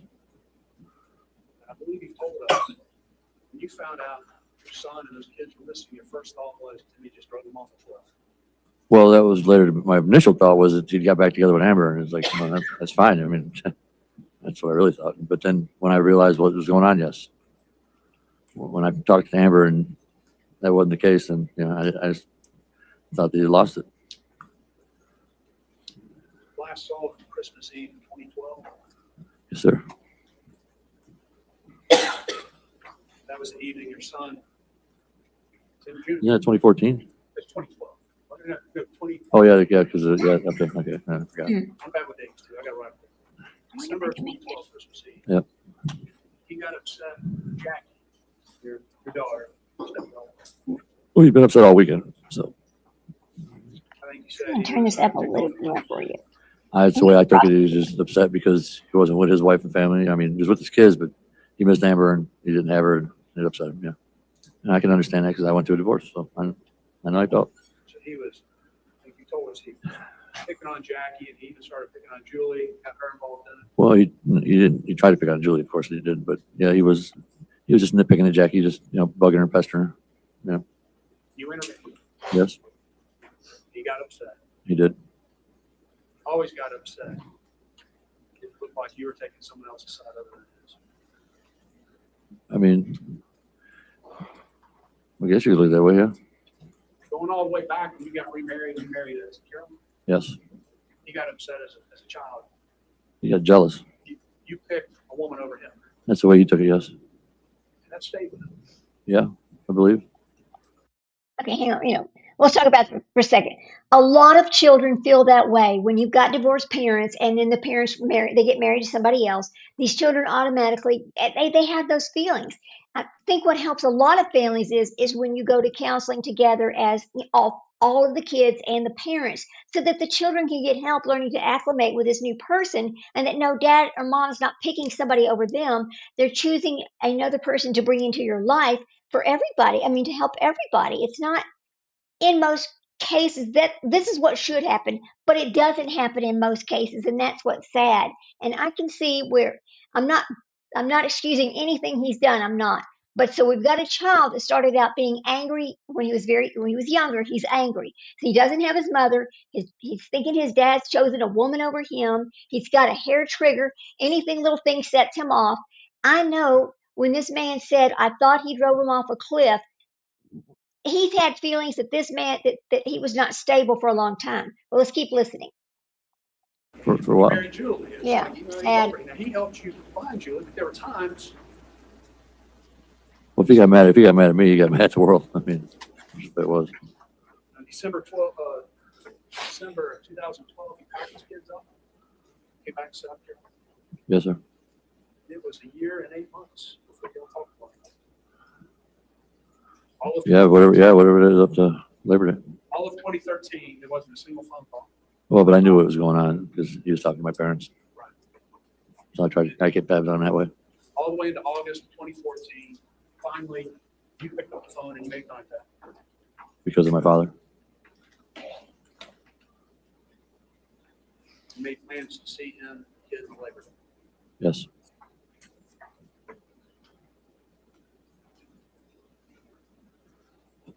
Obviously, your son. He did. There was something going on in his life. He knew he could always make sure those babies were safe. Yes. They loved you when they were happy to. Yes. You made sure he knew that. Well, I knew that. My family knows that. I just don't know that Timmy knew that. I mean, again, he thought that I chose everyone over him, or, over him and his children. That's the way he just sort of looked at it. That's the way I always took it anyway. This one night in August 2014, he made a choice. Take away all those babies from everybody, including you, Yes. to save himself. I don't know about that. I mean, Timmy's, like I said before, man, he's, he rides a fine line. He's a brilliant young man, and those guys, he snaps. I don't know what caused it, but he snaps. Bottom line is, the grief you feel. Yep, It's inflicted by yourself. that's right. He's the reason why you're babies. I blame myself more than him. I know you did, but you know, he's the one. I know if I'd have been there, maybe this wouldn't happen. But Like a lot of people say. But he didn't want you there. I don't know. Actually, he did want me there. So that's not true. But you got it. Yes, sir. And Thank you.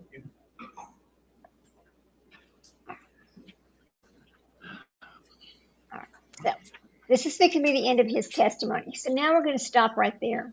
And let me come back. Oh, let me put it over here. Okay.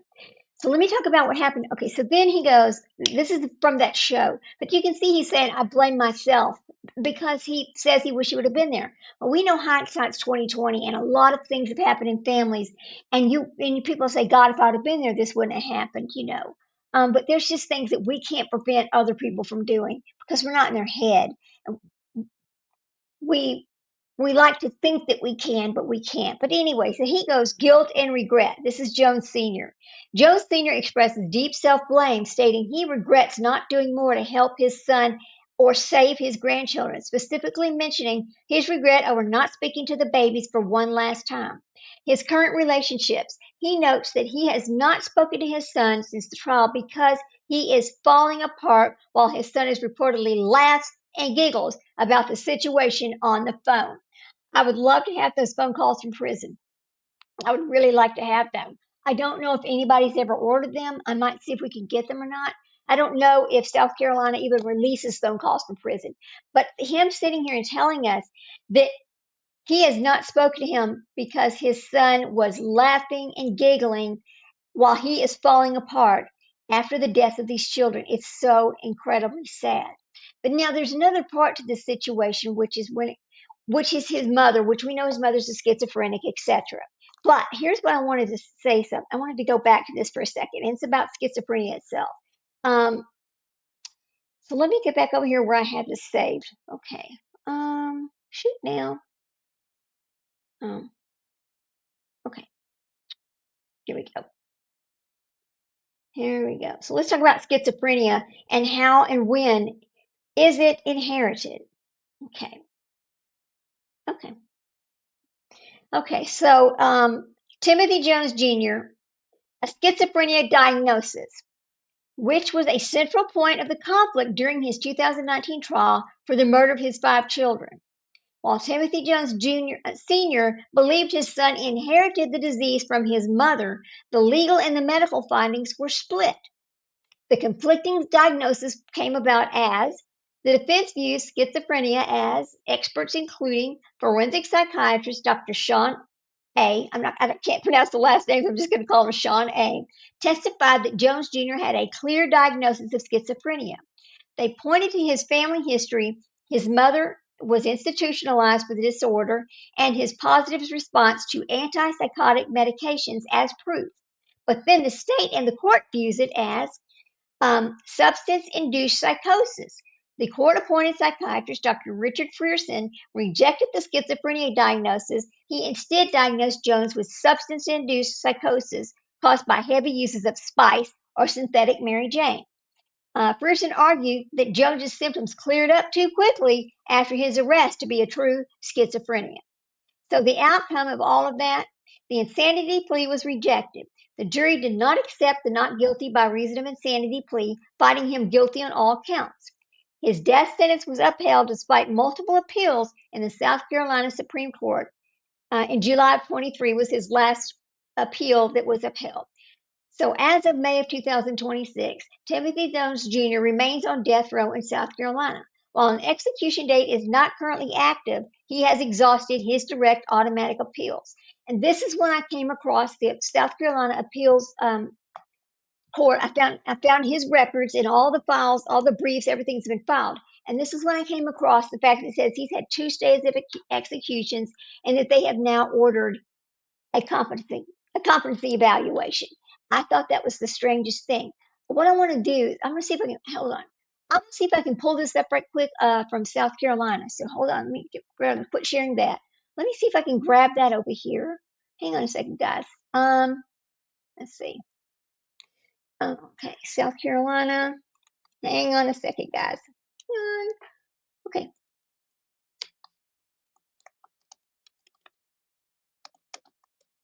Okay, Timmy Jones. Oops. Jr. Let's see if I can get this to pull up and find his. Oh, let's log up in South Carolina. Here we go.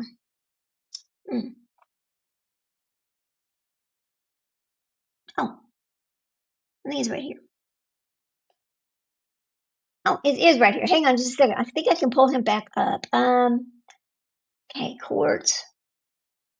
Okay, here we go. Timmy. Oops.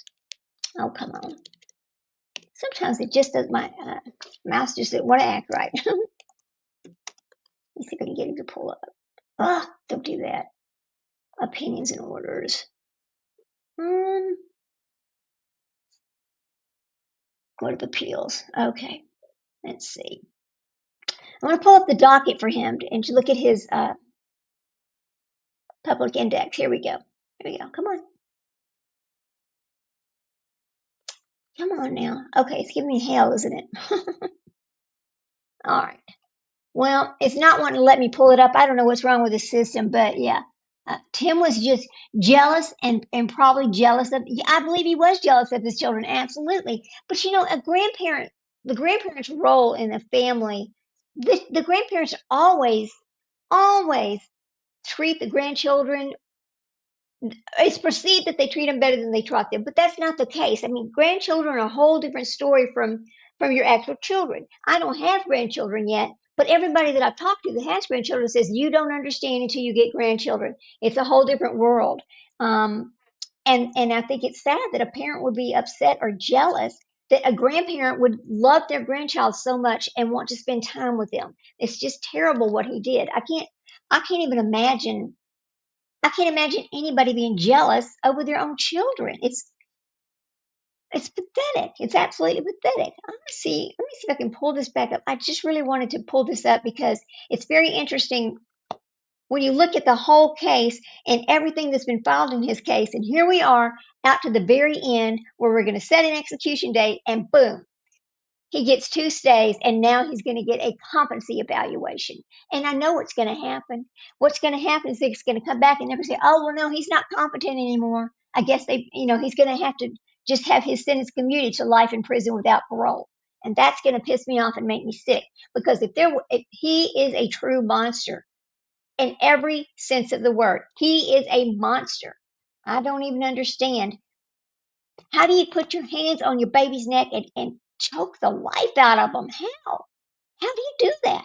And then lie about all of these things. Oh, well, it was PT, it was this, it was that, Oh, and then victim blame. Well, the child had it out for me. Give me a damn break. I cannot believe he said those things. To me, that is not schizophrenia. To me, that is every bit of sociopath, which are two different diagnoses. I think he fits the traits of a sociopath more than he fits the traits of a schizophrenic. I don't know how anybody else feels, but I mean, here we go. Let's look at this for a minute. Traits of a sociopath. We should know these well because we've read the books aloud. We've done all kinds of things about sociopaths here on this channel. And I just think that he fits it. And they don't call it sociopath anymore. They've named it a new name like everything else. But I do believe he fits the traits of a sociopath. Hang on. All right. Let me see what we're going to call it. Let's take a look. Yeah. One's latest words were "I love you." Yeah. Look, I mean, Dad's like, "I still love you," even after he did that. And the guy, oh man, it's crazy. And he's laughing and giggling. Unbelievable. So, I mean, the traits of the sociopath, it's often used to describe somebody with antisocial personality disorder. While it isn't an official clinical diagnosis, it refers to specific patterns of behavior characterized by persistent disregard for social norms, laws, and the rights of others, which sounds just like Timothy Jones Jr., doesn't it? Absolutely does.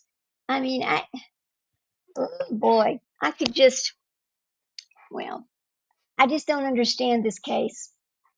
And I never will. You know, I always tell everybody, well, I really like to look into these things because I want to understand what makes a person do the things they do. There is no explanation on earth that can help me understand why this man would take all five of his children's lives. I will never, ever, ever understand it. There's just no words that you can. I'm at a loss to even discuss how to talk about it because it's so horrific and so I just want the guy. I want the guy put to death because he's the true monster. He is a true monster, and we need him to be not over here taking up our airspace. Oh God. Well, you know yeah. I can't believe any woman laid down with. Yes, I know, and had five children with this piece of shit. I know, Bogey. I know. Who would do that? She's absolutely. Is she insane too? In fact, listen, let me show you something. We're going to go back. We'll spend a few more minutes. We're going to go back and I'm going to show you what she had to say in court. And you're going to be totally shocked what she had to say. Hold on a second. This is quite amazing. Okay. Let's see. What did his ex-wife say? Okay. Ex-wife. Mm-hmm. Testimony. Here we go. Here she is. That's the marriage counselor. Here is his ex-wife. Let me go find her. Here we go. This is at the penalty phase. All right. Here we go. Let me share my screen. Here we go.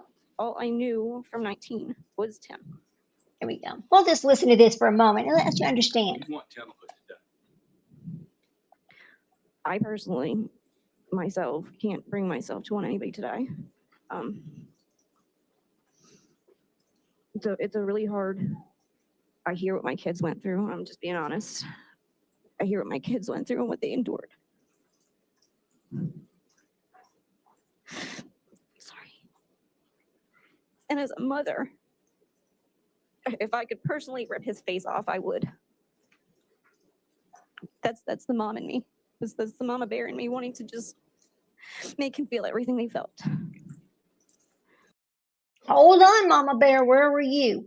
How did he end up with custody of all of these children? Well, let's talk about that for a second because this will help you.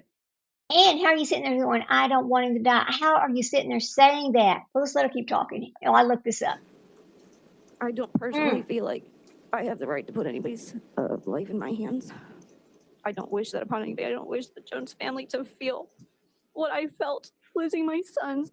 I do not wish to. I will never have my grandbabies. I will never have those things. They'll never get to see anything more of them. I'm trying to, I guess, take a step back and trying to put myself in everybody's shoes because it has affected a lot more than just myself. It's even affected you guys. And you're just getting to know them. There's so much more about them. It's affected more than just me. I pray for Tim all the time. I pray. Okay, all right. Let's discuss this for just a second because this is going to kind of shock you.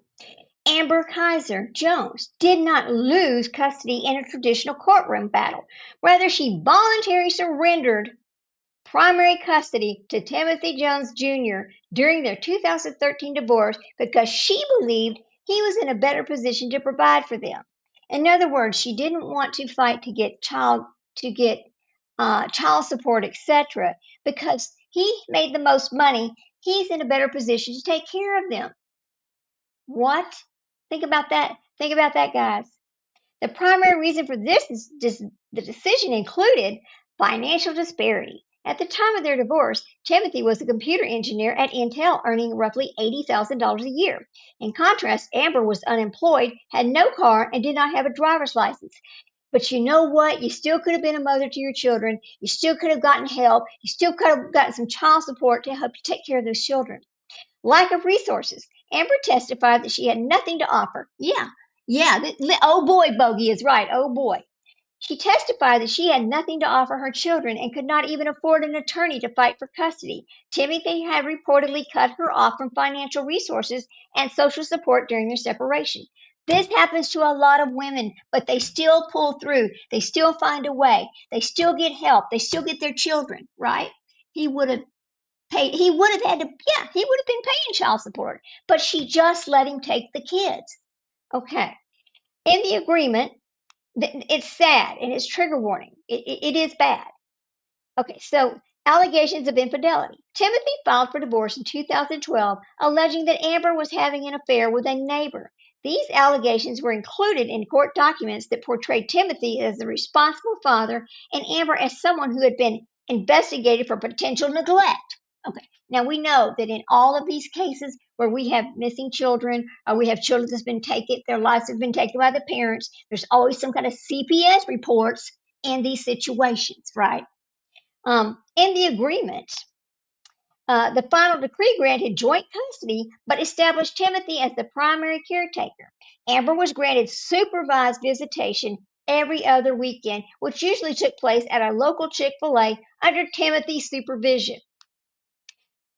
Oh boy. So, despite numerous complaints of abuse and neglect filed by teachers and neighbors after the divorce, the South Carolina Department of Social Services allowed the children to remain in Timothy's care, a failure that eventually led to a $1.5 million settlement for Amber. So, yes, she did exactly what Harvey Montgomery's mother did. He had the children. He's responsible for their life being taken. She goes and files a wrongful death lawsuit against the state and the county, and they settle with her years later for $1.5 million. But we'll let her keep talking for just a minute. I pray for him often.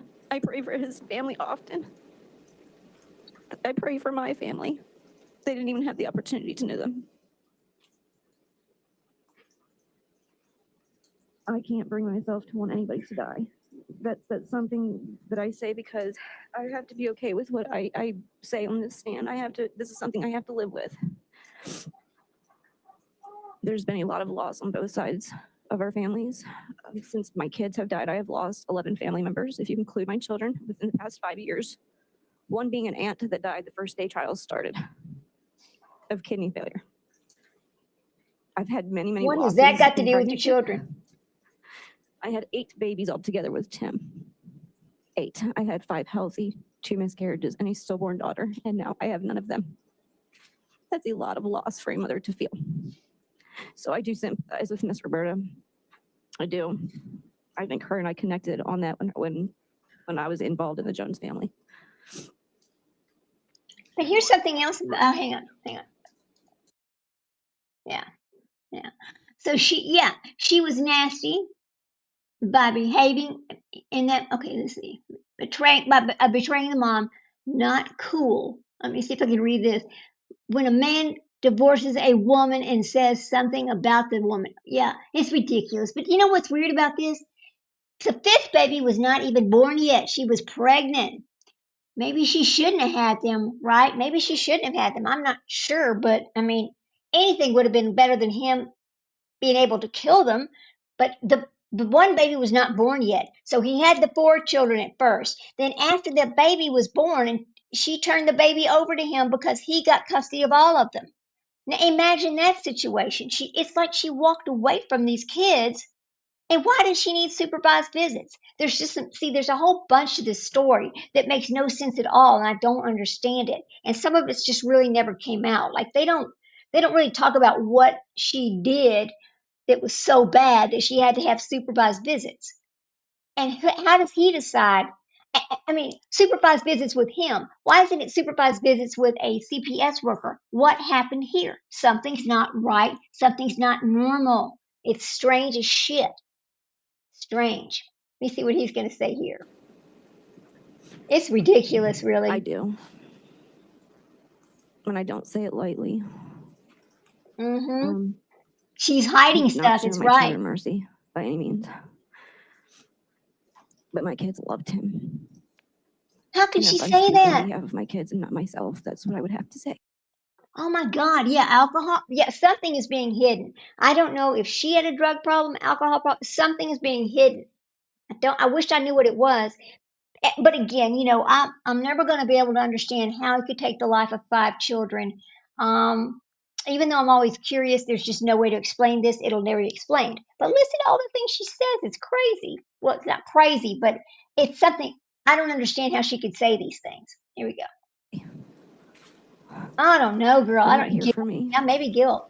The mom in me just wants him to feel everything that I feel, that my kids felt.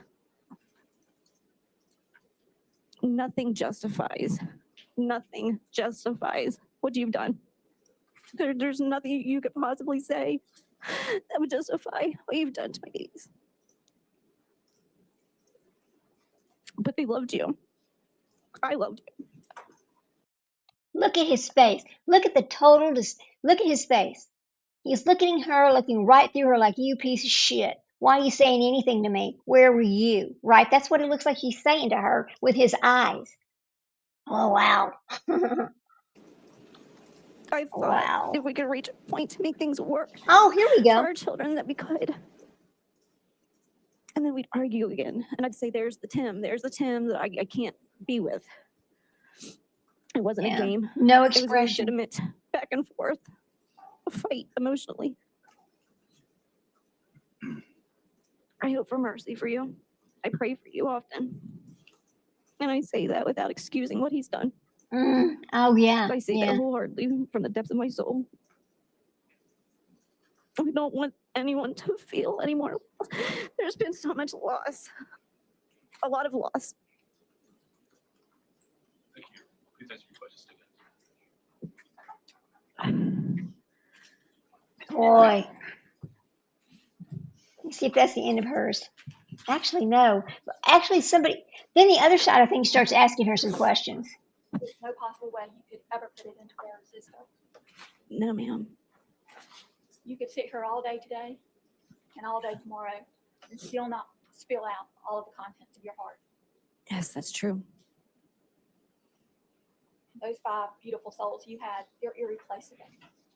They are. I have a 3-year-old that looks identical to Mira. Identical. But she's not Mira. No. And you haven't been able to be in the courtroom, but you've been watching all of this, haven't you? So that you could keep up. I have. I've watched every bit of this unfold. And all of those unique, special, undeniable characteristics that you heard about the kids. Yes. Those are all true and more, aren't they? Oh, yes, and so much more about them. Oh. I think Ton made his presence known when Woody started talking. You said a little while ago that the decisions you made were because I had nothing to offer my children. And that might be true financially, but you had a lot more to offer them, didn't you? Love. I did. I didn't have physical means, but they were very loved. This is something I tell my kids every night. I do. I told them, I talked to them on the phone, and I mean it. My kids were wanted. They are loved, and they are important. They are loved. They are wanted, and they are important. Always. I've always wanted them. I've always loved them. I've never told them that I didn't want them. And so when we talk about that love and care that you had to offer them, that's eternal. Yes, it is. Even when you physically left the residence, he knew you still loved and cared for your children, didn't he? He did. He did know. And he knew that on August 28th of 2015, didn't he? He did. I want to talk with you a little about what led you here today to testify in this phase. Of course, you testified in the guilt phase because you had direct knowledge of what happened on the night of August 28th. Yes, ma'am. You were the last person to speak with Mr. Holmes. Yes. But what led you here today is I think you got a subpoena. Yeah. Now, here's another thing about this. So Abigail was Abigail's born, but they did not have their final custody agreement all together yet. But he had the other 4 children already. So then the baby is born. The baby's born. They have their final custody hearing, and then she turns the baby over to him. He did not have that baby more than a year. It was 10 months. 10 months that he had that child before he took their life. And in that 10 months, the Department of Social Services had visited that home multiple times following reports of abuse, but determined each time that the children were safe enough, okay, to remain in his care. Safe enough. God damn. I'm sorry, I said a bad word. Sorry. To be here. It was from So sorry. yesterday. I was called to be here. And you were called by Tim's attorneys to Mhm. be here, really to state what you've always felt, that you don't want to be the one to decide what should happen to someone. Right. That's why we have a jury. And How is she smiling? part of what goes into that, just making sure that it's conveyed accurately, is Damn. in a case like this, it's a jury that decides the sentence. It is. First question. Uh-oh. The state has never asked you or requested you to take a position on this, right? No. No. And I need the Jones family to know that at the end, this is not my choice. This is not my choice. And I respect whatever choice you make. I need you guys to know that. And so really, Amber, that's what I want to ask about a little bit more. With the state seeking the death penalty, the state has never asked you to take a position one way or another, correct? No. Yeah. You respect the state's right. Let me see. Oh, he said. Yeah. It is insane, isn't it? And no, Buggy, I don't know, but it bothers me that she's smiling. It's bothering me that she's smiling. It absolutely is. Why is she smiling? This is terrible. I know people have different reactions and they show different emotions and people grieve differently. We don't all do it the same. And I don't know if she's smiling because that's just her way of pretending to be okay. I don't know. It's very strange that she's smiling like that. Here we go. To seek the Very death penalty. strange. Stand first one on the record. This one all over. Yes.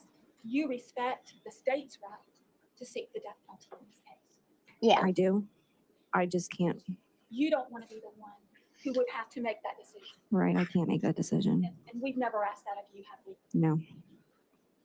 And I think you said a few moments ago that as a mother, your feelings might be different than you think in terms of being a mom. I think any mother would. I think any mother would want to shred the face off of anybody who would harm her children. Absolutely. Yes, that would be the mom in me. And the mom in you, part of you, will always be part of you. Mm-hmm. The mom in you has had a lot of conflicted feelings about what should happen to him. Yes, I spoke very openly about that.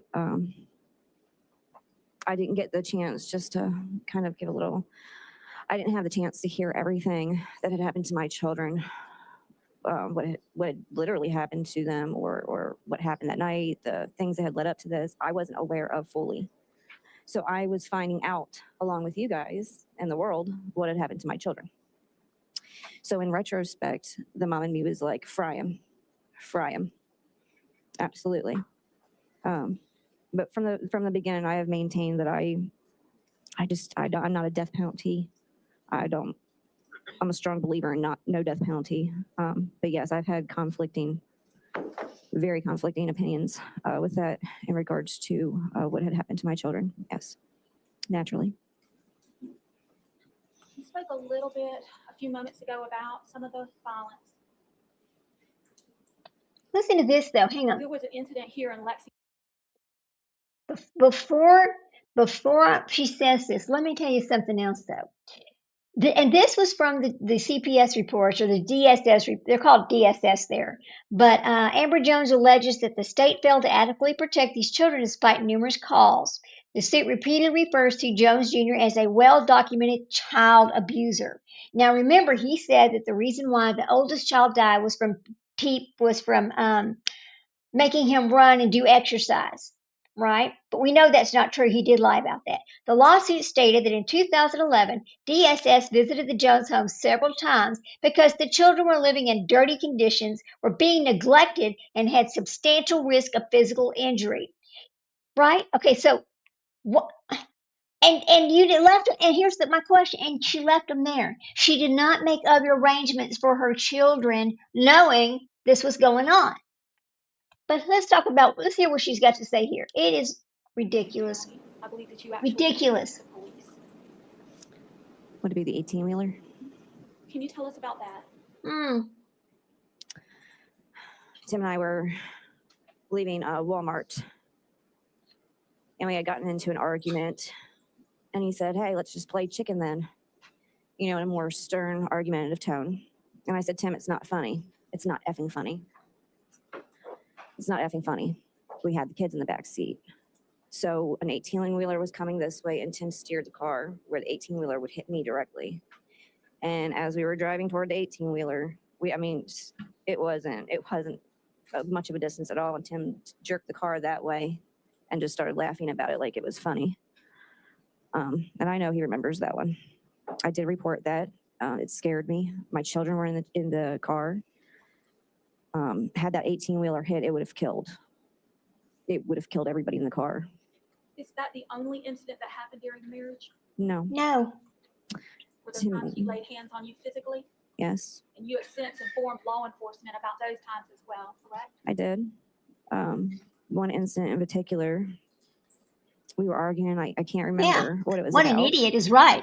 But Tim grabbed me by the side of my head and headbutted me to the point where I just blanked out. And when I got up, it was kind of what just happened. But I could feel my head kind of jar, my brain jar in my skull. And shortly after that, he threw a phone at my face and broke my back teeth out. How much of that did the children witness? But she left her children there with him. If he will inflict violence on you, he will inflict violence on your children. Why do these women not understand this? I will never understand how she could leave them there.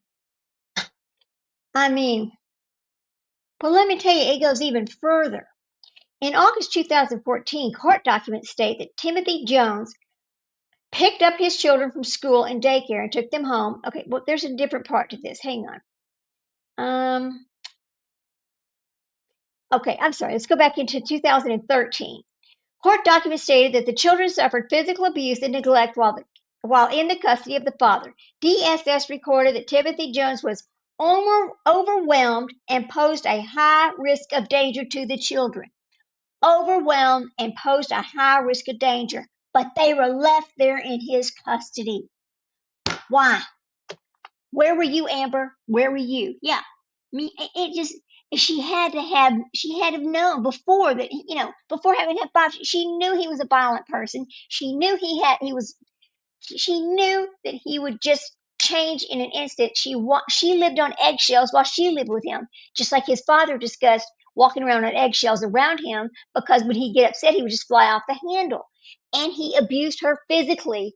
Oh God, how could she leave the children there? I don't get it. Let's see what else she has to say. Damn. I'd like to say none of it. My daughter, my oldest two, probably witnessed the most. Mira witnessed a lot of Tim spitting in my face. I was always a whore, spitting in my face. I'm talking like hawking loogies and spitting them in my face. Oh, how disgusting. He would take me by the side of my hair and smack my head as hard as he could off the car window, or while I was pregnant and we would be arguing in the car, he would stomp the brake to where the belt would just tighten around my stomach. Wow. The verbal abuse was always that he.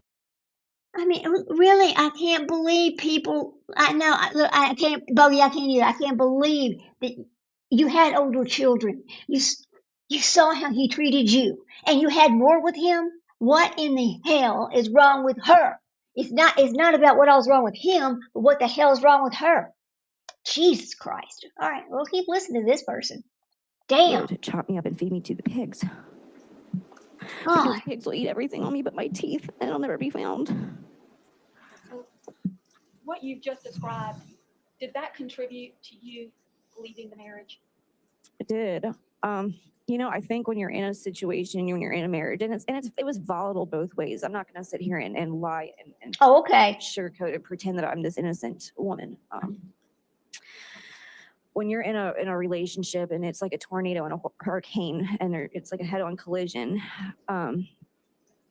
there's no coming down from that. There just isn't. It escalated more when we got here, and I think losing the Jones, like we would go to the Jones family's residence, his dad's residence, every Saturday, I believe, to have family dinners. That was my break out of my home.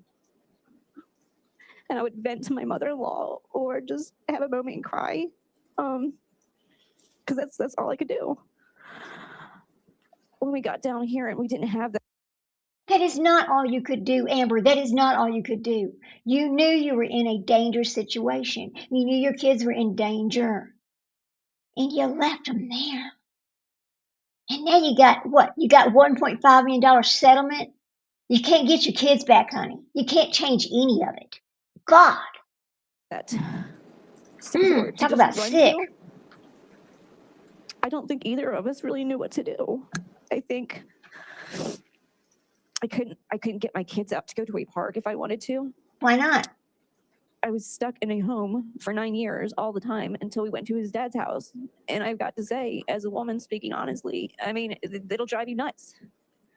It'll just drive you nuts. It's like the homeschooling with Mira and Elias. I'm not a certified teacher. So if my kids weren't up to par with their grades, I'm not going to pretend to be.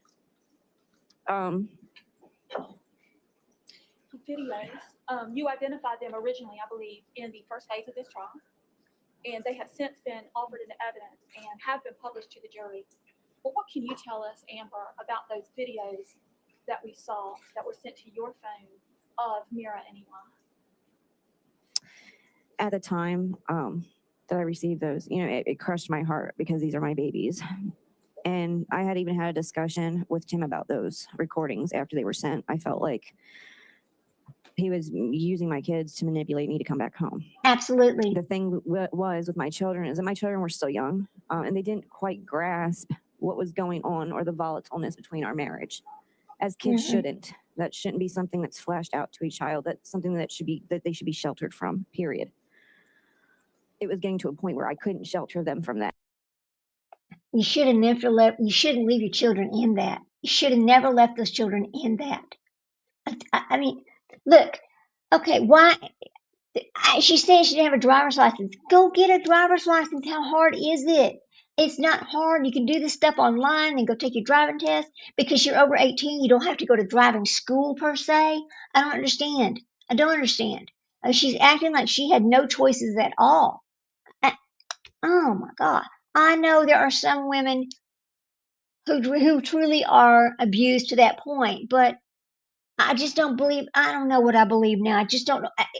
I can't even hardly speak. It's so ridiculous. Well, keep listening. Anymore. So Damn.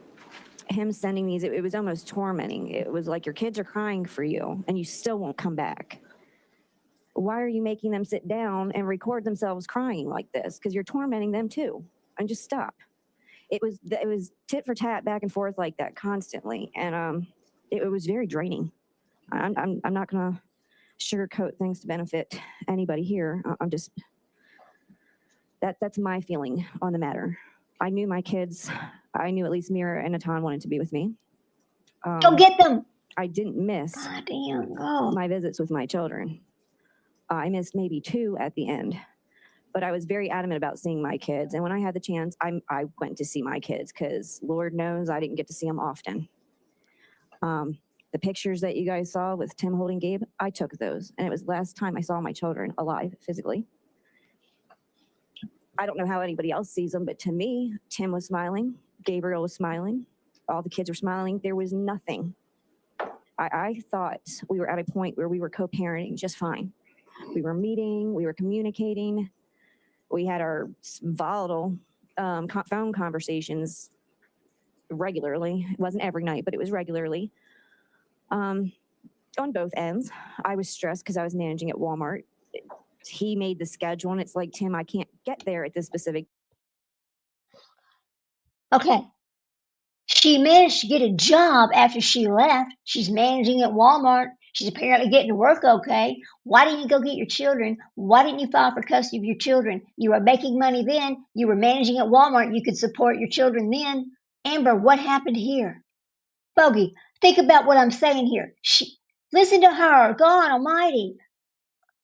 Time, can you please schedule it for another time? Or instead of meeting me in Lexington, he'd want me to find a way to get all the way to Bush River Road, but didn't want my now Yeah. mother-in-law to drive me there knowing I didn't have a license. It was impossible. Nothing. Did you feel like he was working? Go get with a you driver's to make license. those visits happen? At times he did. At times he did. I'm not gonna lie.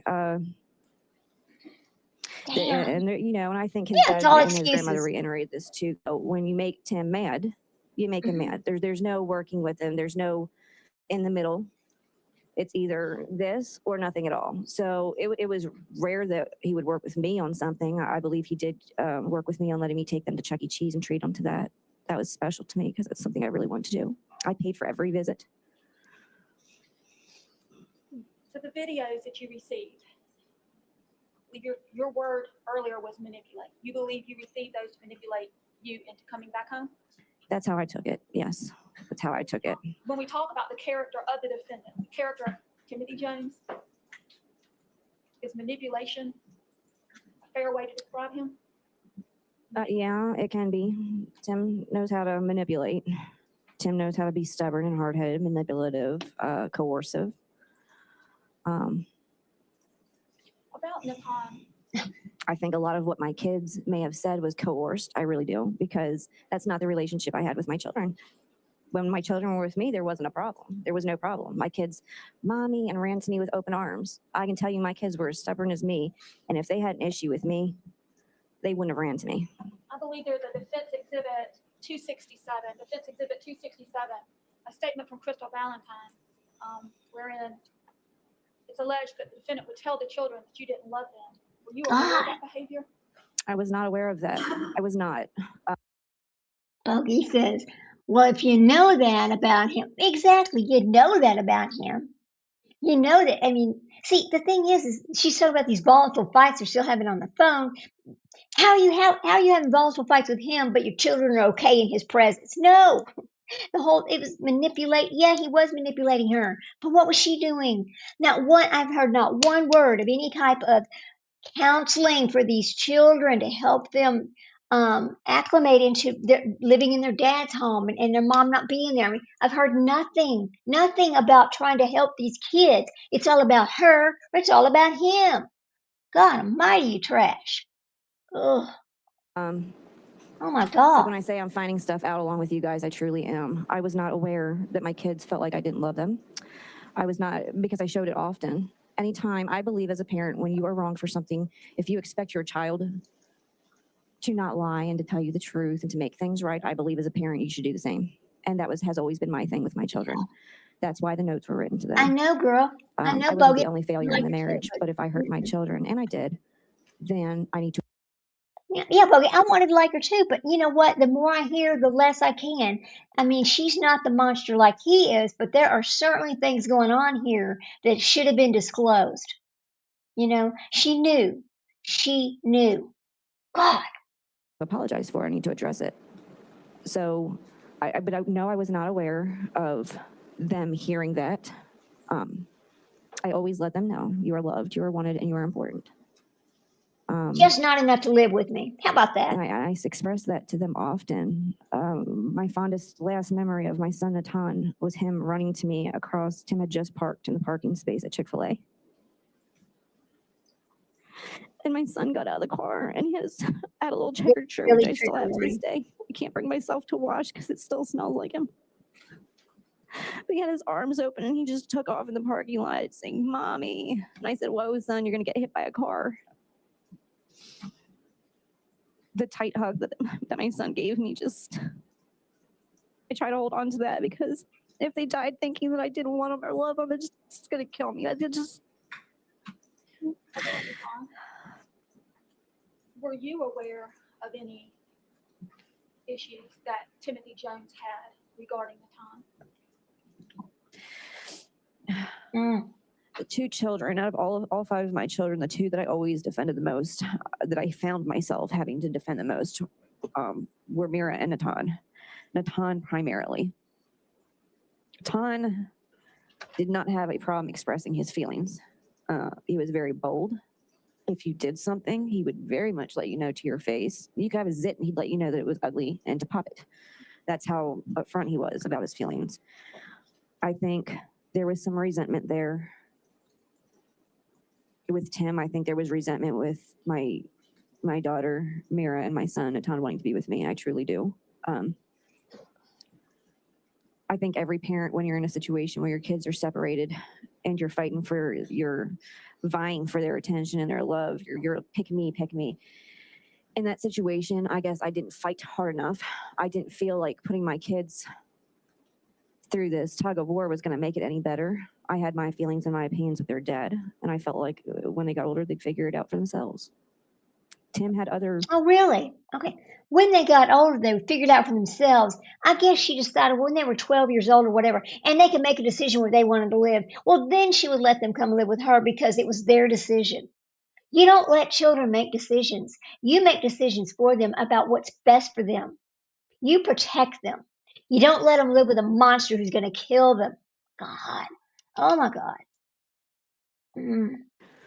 Other methods of it. Sad. That night, one of the sources of conflict that last night was that you had defended Atan. Yes, I did. Yes, I did. And he let me know it. Tim let me know it. Amber, his statements to you, you call him making statements that you would never have the children, that they would never live with you.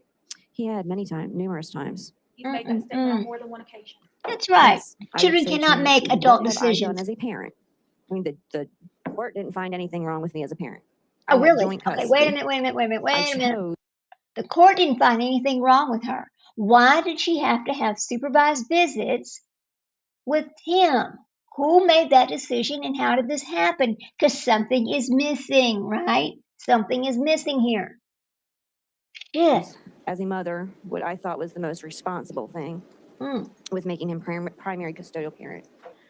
I obtained a car, I obtained a license, I got a management job, and I got my high school diploma, all to prove to the system that I was a good enough parent. Then go get him. It just wasn't good enough for Tim, and it never was going to be good enough for Tim. I didn't have anything to offer. He was very insistent on them not being around Sean. Sean being, and then I found out about Crystal. Sean being your husband. Mm-hmm. Your husband now. Yes, and he was 24, by the way. He was 24 when we got together. I was 27. Okay. When you said you found out about Crystal, you had not been aware. No, I was not aware of that. I was not even aware. Currently, I live about 5 minutes from Tim's old place. And I was not aware that he had that place set up and had Crystal living there at all. It was not until the guardian ad litem stepped into the case. We were both equally paying for her, I believe, for her services. And okay. I said, well, who's watching my kids? You know, I'm a mom. I want to know who's watching my children because this isn't right. You know, if I'm not working, why can't he just drop them with me? I'd be willing to meet him and go there, whatever the case is, because they're familiar with me. It gives me a little extra time with them. That wasn't going to happen. That was a problem. That's when I found out about Crystal and her being involved with, we still weren't divorced, and my husband. And it hit me the wrong way. Here I'm being accused of sleeping with a 17-year-old boy, and it's him that's doing it. You know, I didn't jump into a relationship with Sean like everybody's proclaiming. That's not how it happened at all. And it's unfair for that to be put out there. Everything, I feel like everything I was accused of is quite opposite. Oh, projecting? Okay. So to make me look like the bad parent. The statements that you would never have the children, Amber, he told you that on more than one occasion? Yes, ma'am, he did. Nothing further. And he meant it, I guess. Despite everything that you've been through, do you want Tim to be put to death? Ask and answer, Your Honor. Well, No. I'll respect whatever the jury decides. And Amber, just to follow up on that, you're okay, but you're not the one making that decision. I am. Nothing further. Wow. Let me see. How much further?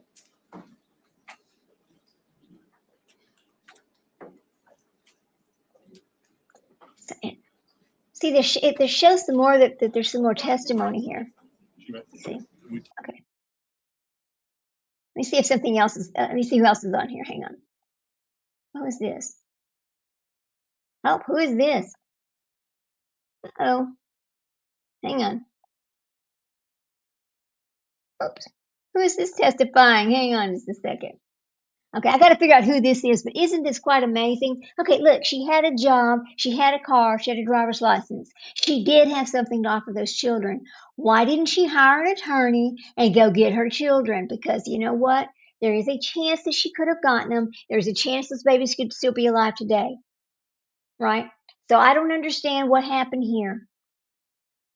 I don't get it. If there's already DSS reports that they were living in filth, they weren't being taken care of, and that they were could be in danger with him, I'm pretty sure that a court, had they went through the proper stages, a court may have given her those children. I don't understand. She did not fight for them. To me, she did not fight for them. That's how I feel about it. She never fought for those children. And it's sad. It's incredibly sad. Let's see if I can get this to play because I'm not sure who this is, but I want to know what she's saying. Around other kids who Oh, were here we go. smoking or who were drinking, they Here didn't we go. seem Let's to notice or listen. care that he was different, that he didn't have a mother, or that he was socially quite awkward. Oh, It this gave is him a somebody from built-in his group of past. friends, something that he hadn't had before. So he got involved, drinking fairly heavily, smoking a fair amount of marijuana. It did Okay. not affect his grades until the point where Listen to one day that. he was at school when he was a junior and he had some marijuana in a cigarette case. The cigarette case fell by the wayside. It was found. It had marijuana in it. It had marijuana that he had taken from his father in it, unbeknownst to his father. And he was arrested there at school. Now, and hang walked on, out in hang on. handcuffs. They're claiming, did you hear what they just said? Did you hear what they just did? Took it from his father.